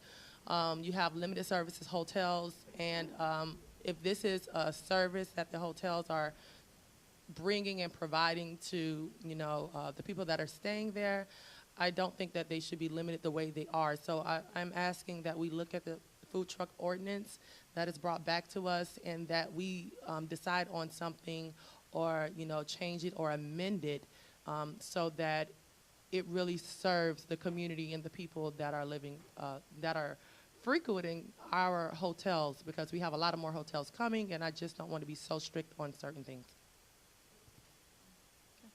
Commissioner Bernard? It's Tamara. I believe Home 2 Suites, if I'm not mistaken, or one of those hotels over there, they had a food truck come out, and I think that they were either shut down or it had to be removed. And then they brought to my attention the ordinance, which says, like, who's in charge of the ordinance? They can tell it better than me. Is that Mark? Mark, could you come up, please? The hotel brought in a food truck on their property, and we said no. And the ordinance On a prohibits Saturday it. afternoon. The ordinance prohibits Well, it, that's so what the we ordinance had says. to enforce the ordinance. Hi, could you Hi. explain the ordinance? Sure, good Please evening. state your Well, name. the ordinance State your to, name, please. oh, I'm sorry, Mark LaFerre, well, the microphone's not working anyway, is it? Ooh. This We one can probably hear- does, right? We can hear you. Okay. Mark LaFerre, Community Development Department. The ordinance I think that's being discussed is the special events ordinance. So if someone has a grand opening, they submit for a special event ordinance, or they submit for a special event. That's reviewed by the different departments. Sometimes it comes to the commission. But that's how we would the normally ordinance. allow a food truck. But other than that provision in our code, we have no other way to allow for food trucks or other operators and vendors in the city except for in sort of a brick and mortar establishment. So we would need to amend the code to sort of have a special rule for food trucks, which we don't currently have in the code. That's not my job. We'd have to figure, if the commission wants us to come back with a draft ordinance, we would have to work on that and bring it for your consideration. Commissioner Harris? I raised a question a couple of weeks ago about the food truck. Let's say you have a business and there's 10 people in your business, and you, as a employee team building exercise, you know, it's Friday, what do you want to eat? You want fish and chips? Do you want grilled cheese and tomato soup or whatever? So if I called, you know, Joe's Grilled Cheese to come over and do an event for team building at our business, we wouldn't be allowed to have a food truck. It seems like something so simple, like what if I called Panera and they brought over their truck and, you know, delivered, you know, sandwiches? I just really think we need to have a more contemporary ordinance to allow food trucks for people that are hungry. I mean, discussion? Yeah. Okay, can we bring back an ordinance that kind of, You wanna- yeah, that's more modern and that Do you want to make a is in motion? 2018? Commissioner James, do you want to make a motion? Okay. I don't know if we do I'll that. make the motion to rewrite the Consensus ordinance is fine? involving Okay, food trucks. consensus is fine, we don't need a motion. Okay. Consensus is fine, we don't need a Okay, motion. okay. We got it. I think we're good, yeah. We don't need a motion. Okay. Number 5, review and approve city commission meeting dates for 2019. Tom? Thank you. There are 4 city commission meetings in 2019 impacted by 5 separate holidays. The 4 are April 23rd meeting, affected by Passover. You've got the memo in your backup as well as a calendar. October 8th meeting is affected by Yom Kippur, which begins at sundown on that evening. November 26th meeting is during Thanksgiving week, and then, of course, December 24th meeting is Christmas Eve. So however you want to approach, really on the April 23rd meeting, because Passover covers April 20th to 27th, it's kind of a hard thing to move it to a different day, so you might want to consider canceling that meeting. The October 8th meeting, however, you could move it to Monday, October 7th if you'd like. It's totally up to you. And then, of course, November 26th and 24th, if you'd like to cancel that. So are you saying to cancel both in April? Because No, just the April 23rd. Just the April 23rd. So the April 9th is okay, even though it's the That beginning meeting of is the... okay. Okay. Okay, well, I guess I'll make the motion to cancel the April 23rd, the November 26th. November 26th, and the December 24th meeting what are we doing with the 8th of October? Move it to the Monday, the 7th? And move it to the October 7th instead of October 8th. That is my motion. I'll second that. Okay. All in favor? Aye. Aye. Commissioner Brandemarty? Anybody opposed? Passes.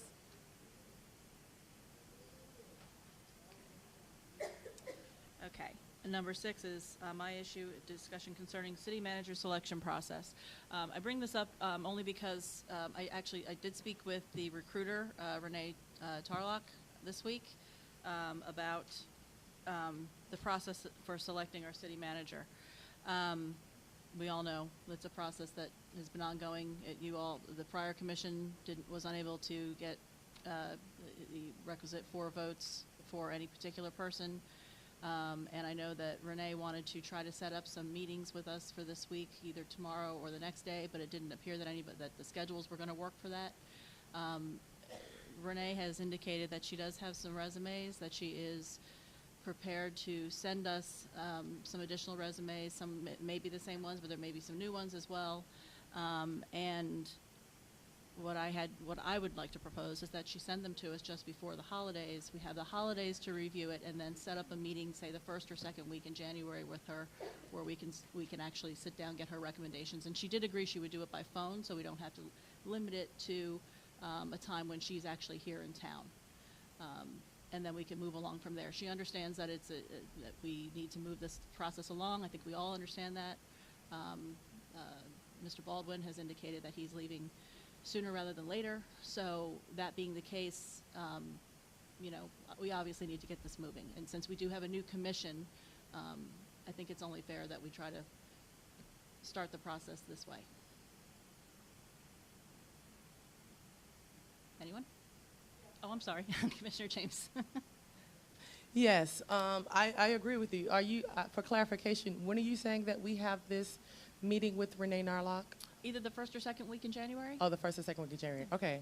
Okay, that's fine with me. And yeah, I've heard, as we all may have heard, a lot about City Manager Bob Baldwin leaving at the beginning of January?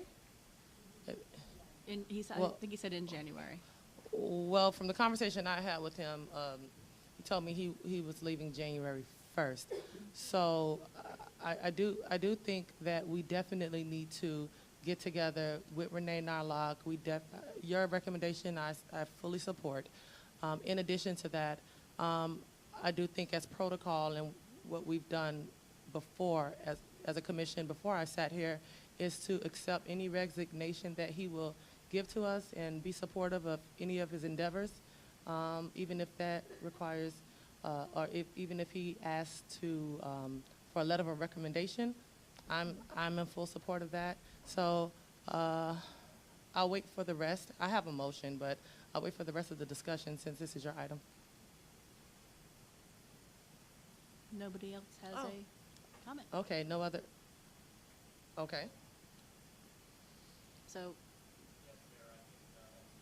Can't hear you. Yes, Mayor, I think that's the good course of action to take. That the sooner, the first week of January, that Renee could get here or send us the information to review, I think the sooner the better. She's indicated that she'll send us the information just before the holidays, so probably like by the 21st. And then we could actually set up a meeting with her. And again, she doesn't have to be here in person. She said that she could appear by phone if necessary. But I would suggest that first week in January if possible. That would probably be best. I'm sorry, Vice Mayor? So I guess I just, and I felt a little lost in this process because I had a meeting that I thought was set up with Renee, and then I heard it was canceled, and I've never heard from Renee, so I didn't know any better.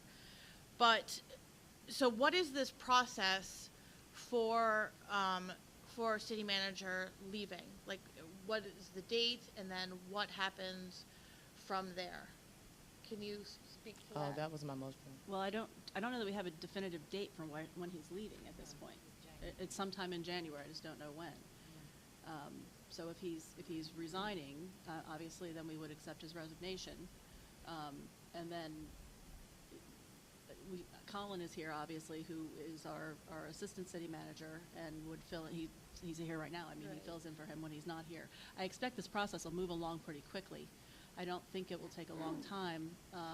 And if we have the initial meeting with Renee where she's actually going to make some recommendations for us, and we can cut down the number of applicants down to a smaller group, and then we can actually interview them and make a decision from there. I'd like to see somebody in the seat no later than March 1st.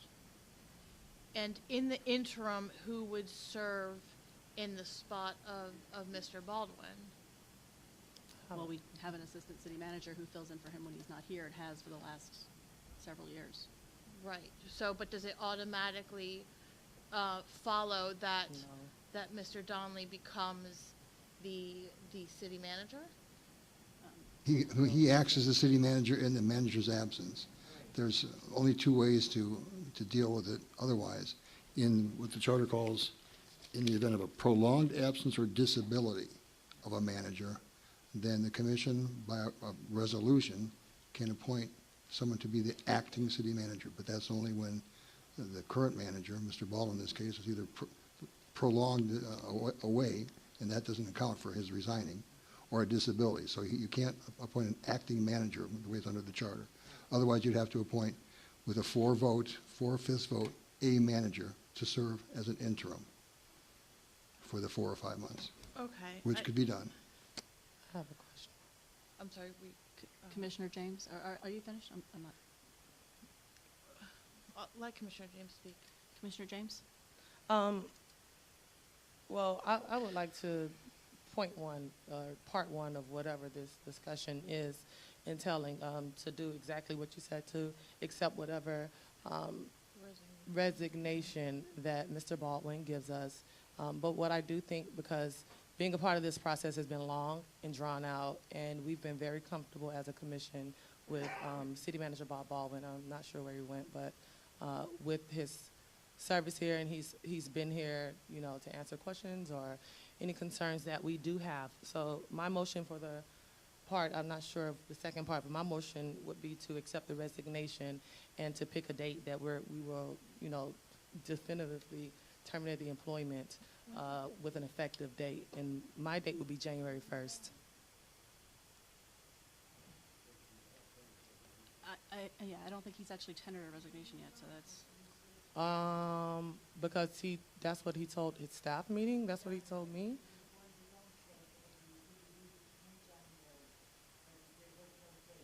Okay. Exactly. Okay, so that's my motion.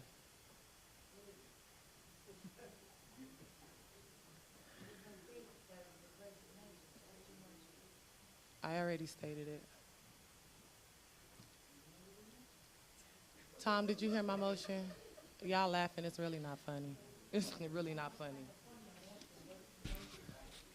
Again, my motion is to accept the resignation and terminate employment with an effective date of January 1st. I'll second that motion. Quick discussion. Do we need to accept the resignation today without a date? I'm not quite sure how you can accept a resignation unless you have a resignation. Well, he verbally gave it to me when I spoke with him on the phone, and he said he had spoken to all the commissioners. So I can only speak if he was here. I guess we could ask him, but he's not here. The problem So is he that gave he me a did date. not give me a date. No, he didn't give me a That's date fine. either. Okay, that's fine. That's just my But he did motion. say February. Said January. He said the month, but he did not give a resignation date. Okay. So I don't. There will be a meeting January 8th. We will certainly know either He then. told me that he wasn't coming to the January 8th meeting. He didn't tell me that. So Okay. then do we want to Where's pick a Bob? date? Where's Bob? I ain't got time. Okay. I asked him to leave. Listen, that's my motion. No, serious, I did. Why should the man that whose job we're replacing have to sit here and go listen to all this garbage?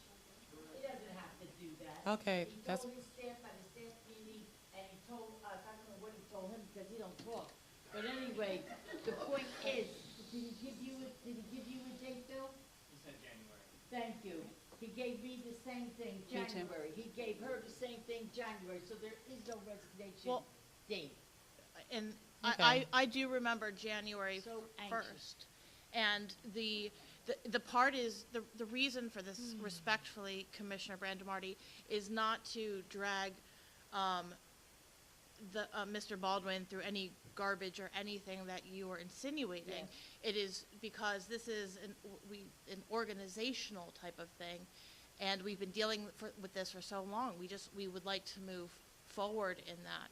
So I think, when you hear calling for Bob for clarification, it's because we just want to know what's going on. And perhaps we've heard some different things of what's going on, and we want clarification so that we can move forward. He did not resign with a date. How many times do you have to understand this? To you.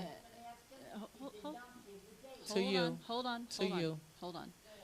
My only, again, I think procedurally, we cannot accept a resignation that has not been officially given. My understanding was that the only discussion that was held was with his staff. It was not even meant to be for public consumption at this point in time. But we do need to move forward with determining who our new city manager is going to be. I don't know that we need to actually accept his resignation at this particular time, especially since he hasn't given one. We can, however, take a look at dates in the first week in January and determine whether or not we have a date certain that we can all be here and we can do a workshop with Renee Tarlock. That can be done whether he has resigned or not. Okay, well, that's my motion. Well, so we have a motion and a second? Yes, we do. Call the roll, please. Commissioner Brandemart, Oh, wait, do you know what the motion is? Well, she called it. She voted. No, her motion is to accept his resignation and assume that the January 1 is the resignation date. That's why she was confused. okay, so that's a no. Commissioner Harris? Yes. Commissioner James? Yes. Vice Mayor Odman? Yes. Mayor Llewellyn? No. Motion carries 3-2. No, well, that's not true. Again, it's somewhat procedurally awkward because he hasn't given a date. That's correct. You're saying you're telling him a date. Basically terminated. And if that's the date he chooses, that's the date he chooses. He hasn't given you that date. He gave me a date. I can't speak for the I'm rest just of saying y'all, but I ain't stupid, and he gave me a date. So y'all can tell me what he told y'all, and I can tell you what he told me. And if he was here, he can speak for himself. Oh, sir, you're out of line. You're out of line. What we'll do is, Hold on. no, you don't need 4 votes on this particular thing, Ms. Brandemar. But again, he apparently spoke with Ms. James. He hasn't spoken to the others other than to say January. You have a motion. It has the value it has. I don't know if he's agreed to that. If he agrees to that, then it's moot. And if he doesn't, then you'll have to come back on the January 8th meeting and deal with it then. Okay? That's fine. Okay. Thank you all. So can we agree on a date in the first week of January to meet with Renee?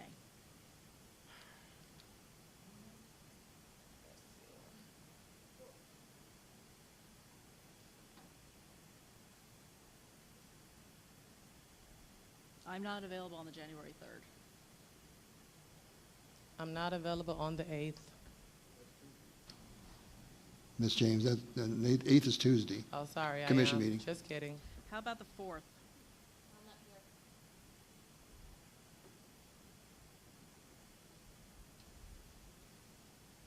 I'm available anytime from the 7th through the 11th.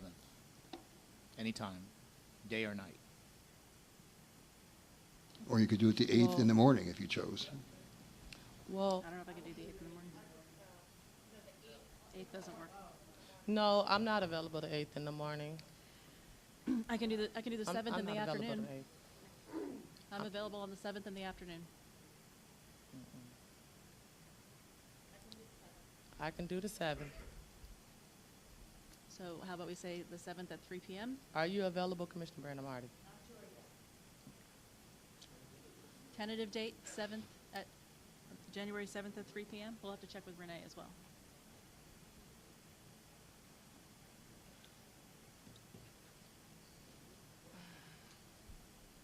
Okay. Also, I don't know if you saw, Mayor, I have my light on. I thought Oh, I I had didn't my see light it. on. You do. Maybe. I don't know if you can hear me. So, again, I do have some concern about, you know, we've seen that this process of getting the new city manager on board is not a quick process, even in the best of circumstances. So my concern is with Mr. Donnelly assuming the role and the responsibilities that come with the city manager. This is somebody who he did not apply for that position and did not express any interest in that position. And so is it unreasonable to look at he did not apply, Commissioner Brandemarty. And is it unreasonable to look at the other candidate who did apply and who has expressed continued interest in that as only an acting city manager while we're in this process? Is that unreasonable to look at that? My thoughts on that would be this. We're going to meet with Renee on January 7th, which is before the next commission meeting. We will get a better sense of where we are at that point. I don't think it would be appropriate at this point to go through a preliminary testing of the waters here to come up with an acting city manager, when you're going to require 4 votes for that as well. And the same applicant from the last time also, he applied previously and they could not get 4 votes at that time. I think it would make more sense for us to at least talk to Renee first and on January 7th, see where we are at that point. And then if it appears that it's going to be a lengthier process, then perhaps we can address that. But for the time being, I think it behooves us just to go forward with the process, allow Mr. Donnelly to remain in the position as Assistant City Manager and do what he's been doing all along the last several years and fill in when there is no city manager in place. Commissioner James. Not to speak on, well, I am speaking on what Vice Mayor just said, and not to speak on one candidate versus the next. I just want clarification because I really read this charter, and this is why, another reason why I want to have the Charter Review Board back up in action, because there are a lot of loopholes. And when I read in its entirety, it specifically says that I think in 2008, there was a special meeting to where I'm not sure if the previous mayor was terminated or whatever it was, but they appointed by resolution someone, and that was Mr. Donnelly, to act as the acting mayor. Am I correct or not, Tom? If there was a vacancy for the mayors, the vice mayor would have been moved up. If there wasn't a vice mayor, then... I'm talking about the manager. Manager, you said, okay. I don't recall the circumstance, if you can remind me. Okay, in 2008, there was a special meeting, and Colin was, he was appointed by resolution. Resolution, how many votes do you need? 4. You need 4 votes for any resolution? Again, if it was for what we call an interim, because it's different than acting, acting under the charter means you only serve in that capacity as an acting manager if the manager is disabled or he's on a prolonged absence. So what about interim? Interim would be something that would require 4 votes. Okay, where does it say this in the charter? In section 1, first sentence.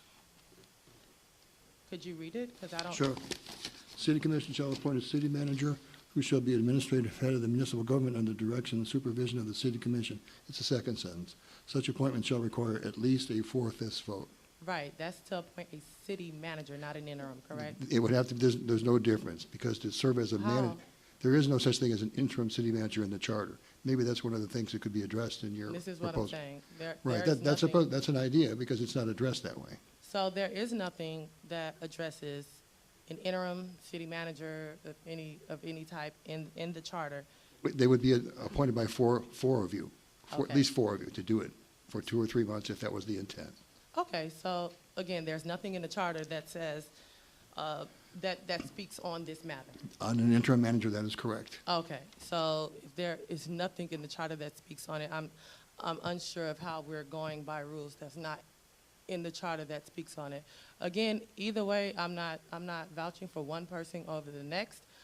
There is just a lot of interpretation in the charter that can be interpreted different ways depending on who you speak to. I've spoken to several people on several issues in this charter, and I've spoken on this one. I have some of it printed out, but there is nothing that addresses an interim city manager and needing a 4/5 votes. There is nothing addressing an interim city manager at all in the charter to require to remove or to hire. You're right, there's no such word Okay. as interim manager in there. Thank you. There is acting, though, correct? Acting, and it's only confined to, again, manager's disabled or he has a prolonged absence. The fact that a manager resigns doesn't apply. So the word acting manager under our charter doesn't apply. The word interim doesn't exist.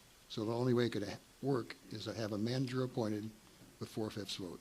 I'm sorry, but that's the way it reads. Vice Mayor Robin?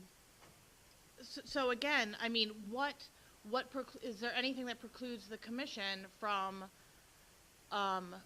voting somebody other than the assistant city manager? No, you could, 4 of you could appoint what Ms. James calls an interim city manager until a new permanent city manager is found. But it would take 4 of you to do that, in my opinion, since there's nothing else that addresses it. And is there any further clarification between interim and acting city manager? There's no other possible way to be a manager that I can think of, Ms. Odman. Okay. Do you follow? I mean, I can't think of another. No, I do follow. I'm hesitant when we're talking about moving this commission forward and moving forward in transparency and moving forward in this new direction and moving forward for the best of the city when there's a candidate, there's 2 internal candidates that are both have a good amount of qualifications. Certainly Mr. Donnelly is capable, but when there's another candidate who has expressed repeated interest, who has the qualifications, who has the same degree, I believe, as Mr. Baldwin, and to not put him up, even if it's only for a short period of time until this meeting comes about with Renee. Can be done by 4 votes, though. He could be appointed by you by 4 votes to serve until a permanent manager is selected, if that's in March or February, whenever it is. Wait. Commissioner Harris has something to say. Yeah, based on the fact that it's just 23 days, less holidays, I don't really think we need to make any action on that right now because January the 7th is just, It's around 20 the days corner. away. 20, Right.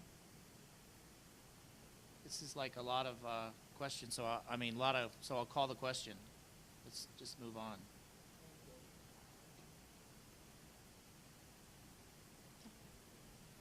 Okay. Commissioner comments. Commissioner Brandon Marty? This was a real cute thing that happened just now.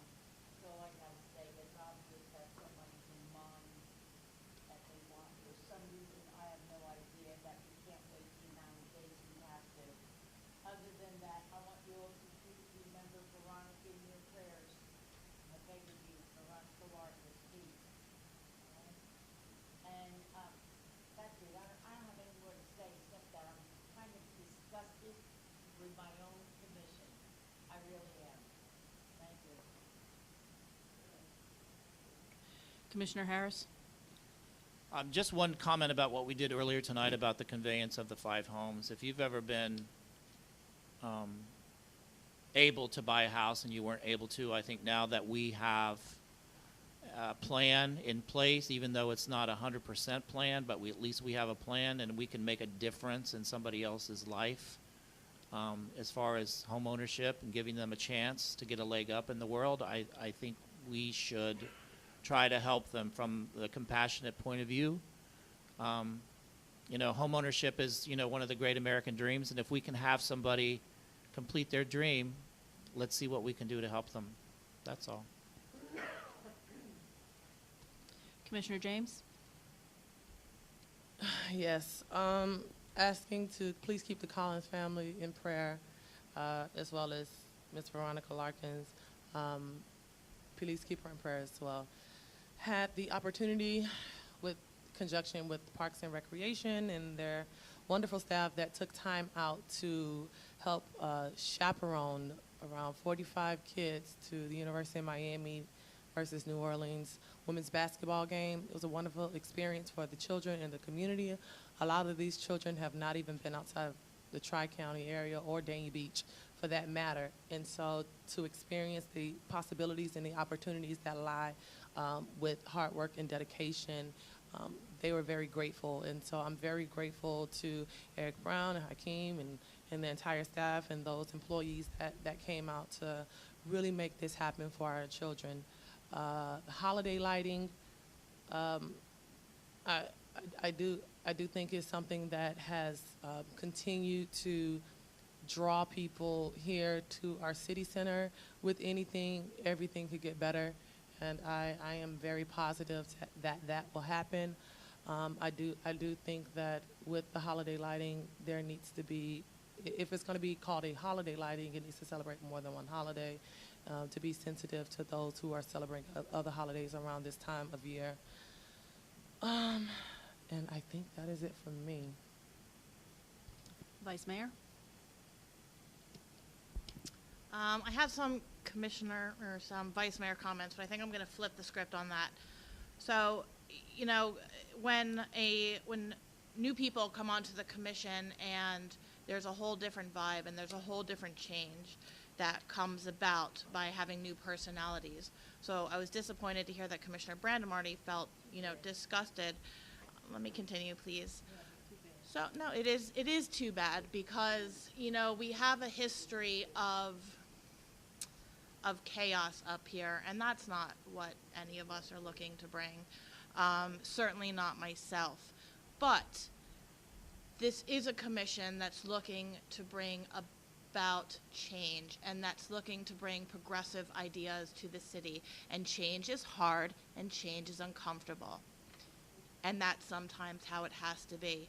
So I hope moving forward, we continue in that vein and we're able to do so with a little bit more transparency, because these conversations that I've heard over the past several weeks that people just do not trust anyone in City Hall, I see why now, and I understand.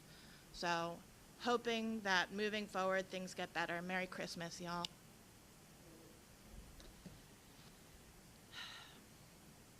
Well, thank you all for coming, first of all. This was a nice turnout for our first new commission meeting. And I really do appreciate everybody that did come tonight to observe and comment and participate in the process. And I know there's a number of people watching us at home as well. That's very important, as you all know. The whole process is what's really important here, and trying to follow the rules, follow the procedures, and do what we're supposed to do in order to represent the city and the residents in it. It's been a very busy month, not quite a month since the swearing in. Lots of things have been going on. I know myself, and I know Vice Mayor Odman as well. We've both been very busy in meeting with people and getting familiar with everything. This is a change. It's a significant change to the commission, and there are going to be some growing pains.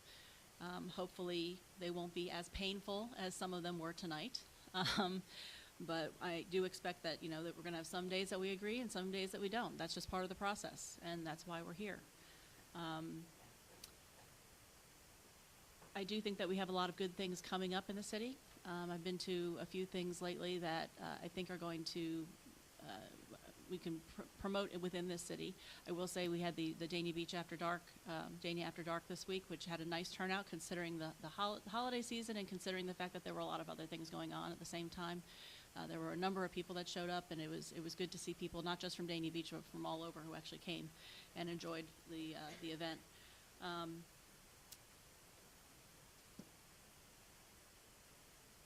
Otherwise, I don't really have a whole lot to say at this point. I just wanted to thank you all for coming, and I really appreciate the time. And be patient with us. We're starting to work together. Thanks. Commissioner James, did you have something? Sorry, something that was on my list of things to talk about. I've been looking back and trying to figure out what we can do to be effective and efficient in all of the things that we are doing. And I've looked at many of the contracts, and I do think that we need to take a look at everyone that we are governing as a commission, especially while we are handling these things as the city manager, to see if there needs to be changes or how we can better serve the community in each of the departments. I know the 3 departments that the city commission is in charge of is, if I am not correct, is the CRA, the city manager's office, and the city attorney's office. And I just want to take a look at each of those and to see if there's something that needs to be changed, if there's something that we can do to make it better for the city and more economical for our city. So I would like to have a workshop if you all don't mind about those 3 things. Or If you want to have a workshop, I would suggest we do it after the holidays. yeah, I'm not saying that we have a workshop today. I'm just saying I definitely would like to have a workshop to discuss all of the contracts that we have, all of the money that we're spending, especially in legal, because we contract a lot out, and I've seen the contracts of a lot of the outsourcing that we're doing from the city attorney's office, and so I'm very interested to look at all of those things with us all together and discuss those things together.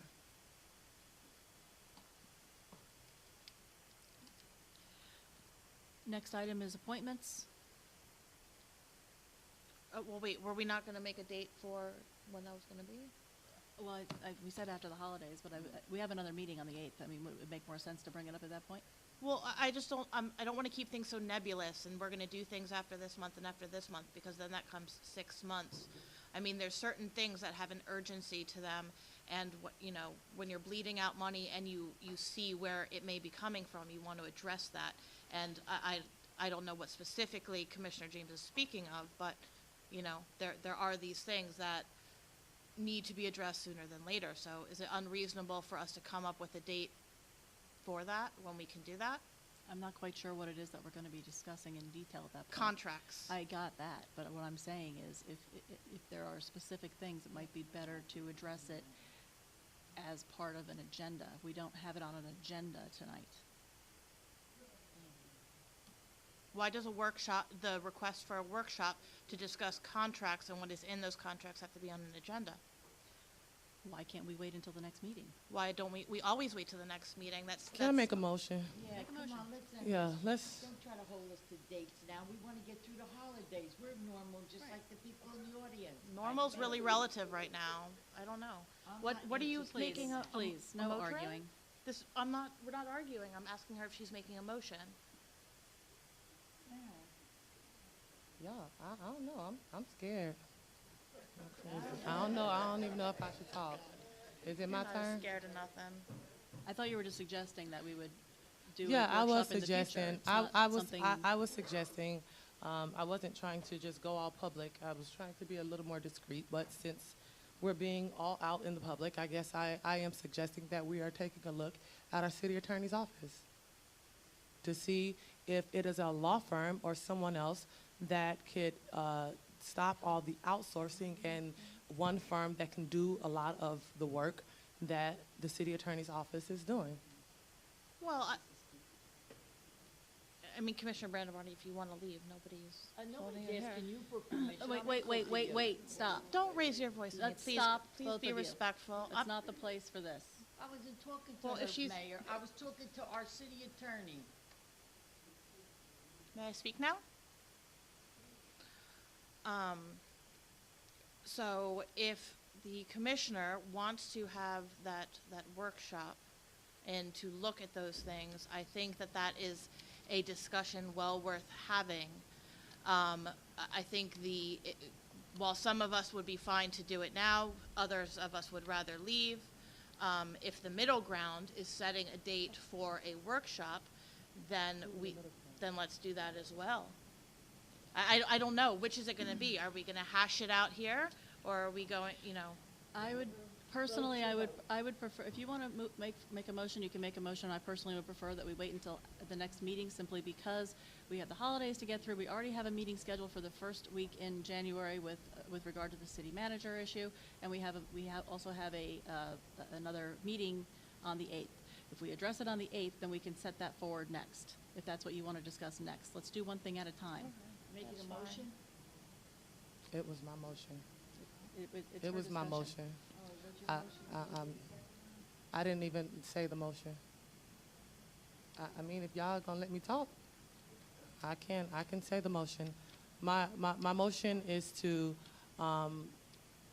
in my honest opinion, and this is nothing personal towards Tom, my motion would be to get a different company for legal services and to get a RFP to see what is out there to provide to the city of Dania Beach. I thought, no, it's not on the agenda. It doesn't have to be on the agenda. Well, but this is something that would, I think we need to give notice to the public that you're going to be discussing this. Well, that's my motion. City Clerk, can you address that part? Because I believe that we had exchanged an email, and you told me that we could take a vote on anything during any point of the commission meeting, regardless of whether it was on the agenda or not. That was my understanding in the section that you had quoted me. I don't believe I said at any point, I said it had been done during commissioner comments.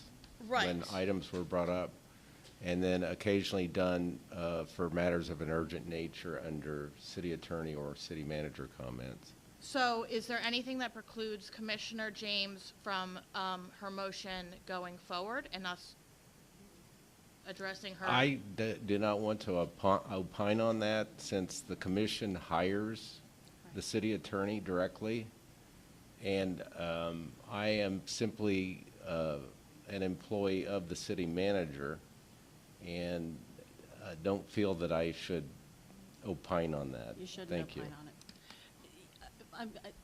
Initially, you said you wanted to have a workshop. That was my initial, but with all the bickering, I said, forget it, I'll just make my motion. You have potential legal consequences for things that you're saying up here. Excuse me? There are potential legal consequences for the things that you're saying up here. I And if you're- understand everything that I'm saying, and I understand that you are an attorney, but you're not the only one with some sense. I understand everything that I am saying. I wanted to have a workshop.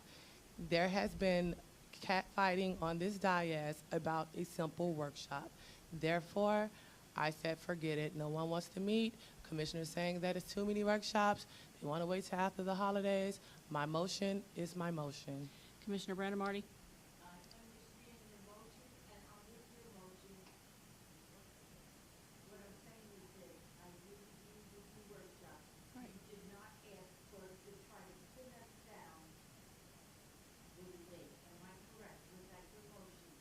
My motion is to get an RFP out to look at their services for what they can bring the city of Dania Beach and our legal department.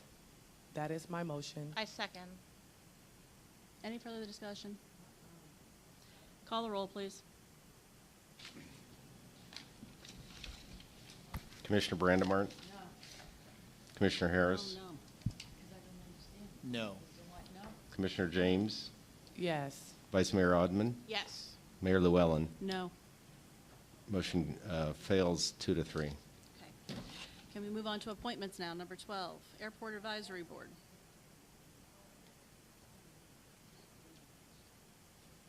Does anybody have any appointments for Airport Advisory Board?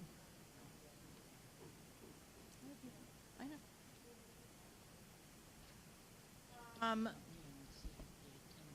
Do we go board by board? We're going to go board by board, Okay. yes. I have 2 appointments for Airport Advisory Board, if you'd like mine. Are we? I'll appoint Dean Harley. He's already on the board, so I'm reappointing. And Keith Roberts.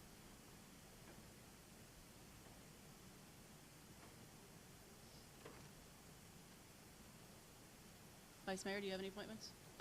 For planning and zoning? Well, I'm doing board by board. We're starting with Airport Advisory. Oh, I'm sorry, I missed that part, that you were on airport. No, I have nothing. Commissioner Brandemarty? Well, I'd like to see the reports on whether, like we always have done, as if they attended the meetings or not. Because sometimes you'll find a board that you put a person on and they really don't want to be there and they don't go to the meeting, so why leave their name on that board? So I'm requesting a list. Is that all right? Yeah, that's fine. Just to make you aware, I haven't had any recent input from the liaison for the airport that they've been having attendance problems, so on that We board still got specifically. that board, huh? Yeah, you Yeah, but did they retire? reduced it to 10 members back in July of 2017 from 15, so. Can we the still reduce it? The attendance has been better. Oh, the attendance has been, well then why do I have an appointment? Because you're. The terms run with the Well, election. then just leave mine the same. Okay. Commissioner Harris? I'll wait till the next time. Commissioner James? I'm sorry? You don't have any? Creative Arts Council Advisory Board? And it's just me and Vice Mayor. Louis Romoli, please.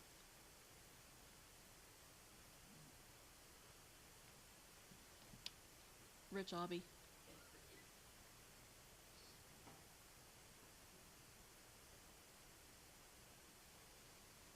Next is Education Advisory Board.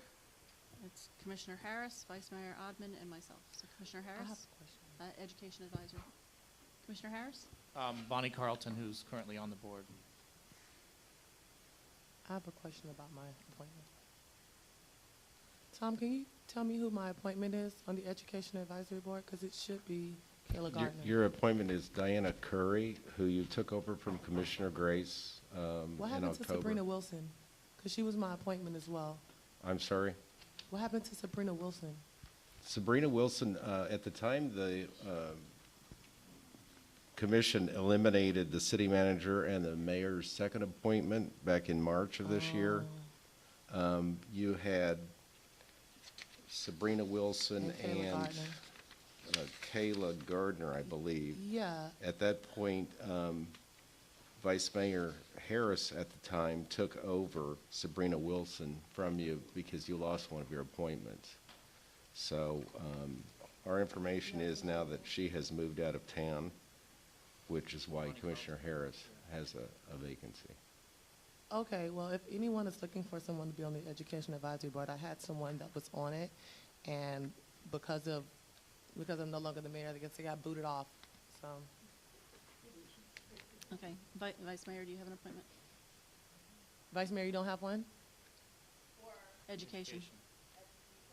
Mm-hmm. I can give you mine if you don't want it. I mean, if you don't have one. Yeah. Because she's on it, Kayla Gardner.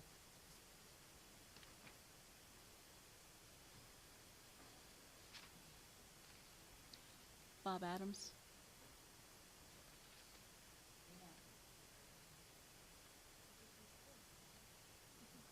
Education. Okay, the next one is Green Advisory Board, and it's just myself and Vice Mayor Odman. Do you have anybody for Green Advisory? I do not.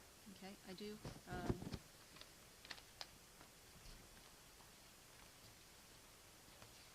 Billy Shipper. She's currently.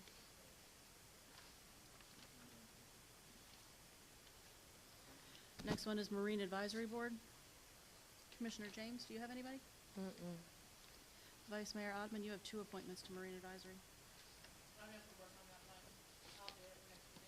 Okay. I have Clive Taylor.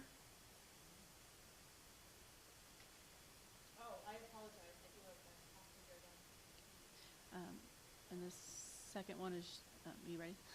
Sharon Malone. I'll give you her information after. Go ahead, Vice Mayor. Dean Grant. Dean, D-E-A-N. Sorry, Mike's would help. Dean Grant, 503 North 2nd Place.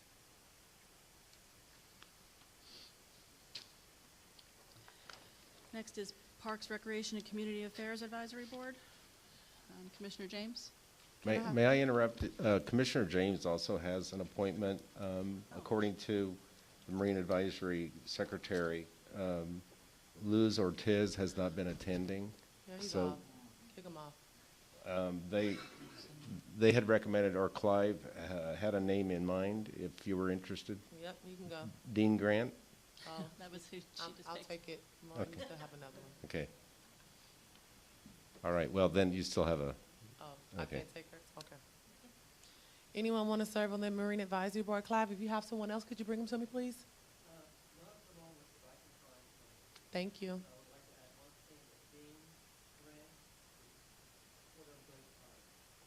I'm taking him. You have to find one. What? Okay, I'll wait for you, Clive. Oh, we were on Parks and Rec. Parks, Recreation, and Community Affairs. Did you start with me? Sure. Okay. Can the two I had still serve there? Oh, Sabrina Wilson, no, she moved away. Is it someone else that want to serve on the Parks and Recreation Board up there? Okay, I'll find someone else. I have one person though. Who was my appointment from last? Jeff Hansen. Okay, I'll keep him. Commissioner Harris? Claire Frost and Carol Stockrocky for the two.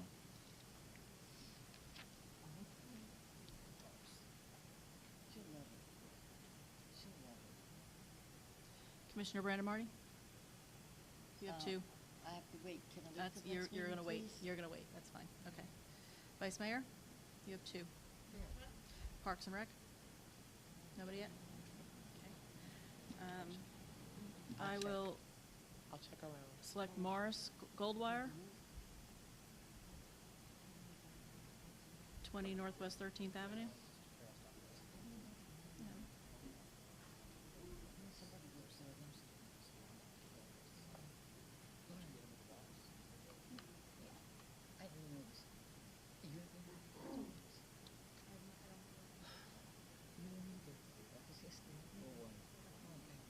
No.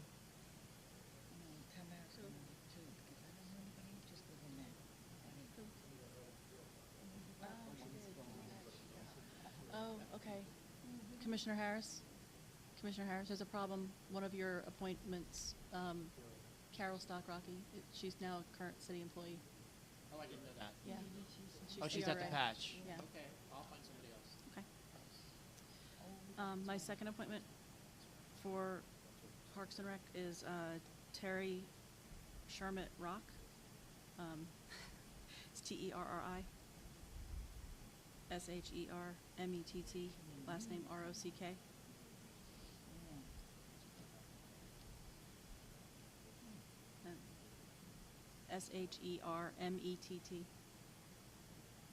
Here, I'll pass that down.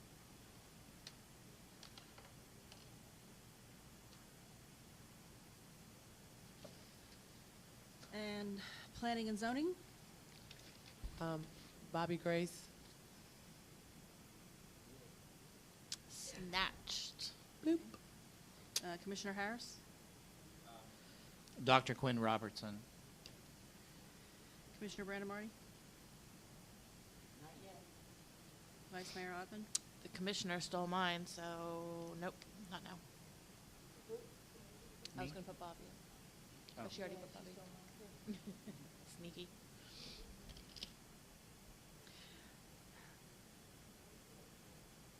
Yes. Quinn Robertson. He's currently an alternate. Right, oh. Vice Mayor did not.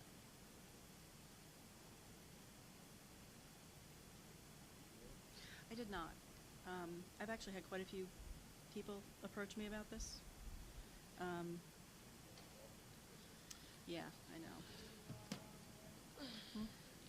know. Well, I'm not, that's the one I'm still up in the air about because I've had several people that have approached me about it, and so I'm still kind of evaluating it. Yeah. Is there another P&Z meeting before the next meeting?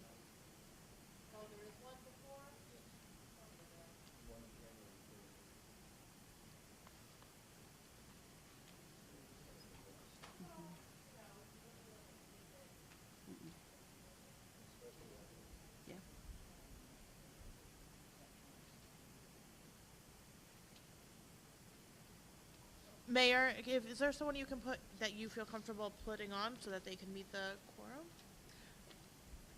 Because I don't have anyone I feel comfortable putting on there.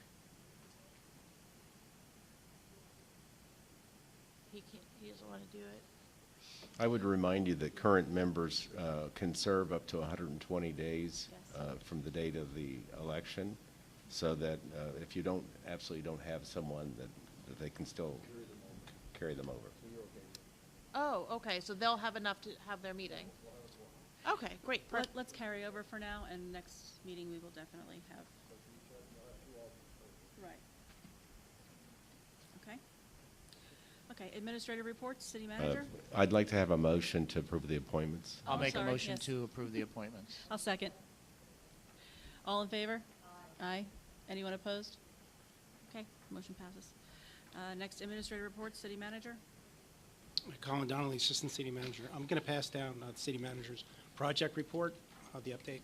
And just one item, you approved to buy a table for the Martin Luther King banquet. Just to follow through on that, just to recognize that it's the cost will come out of commission contingency. We have to charge an account, so if that's agreeable.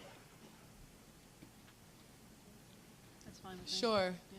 I make a motion to take it from commission contingency. Second. All in favor? Aye. Aye. Anyone opposed? That's all I have, Mayor. Thank you. City attorney? For the holidays that have passed for some of our friends and brethren, and those who are coming up to celebrate, I wish you safe and happy ones. Thank you. That's it. City clerk reminders?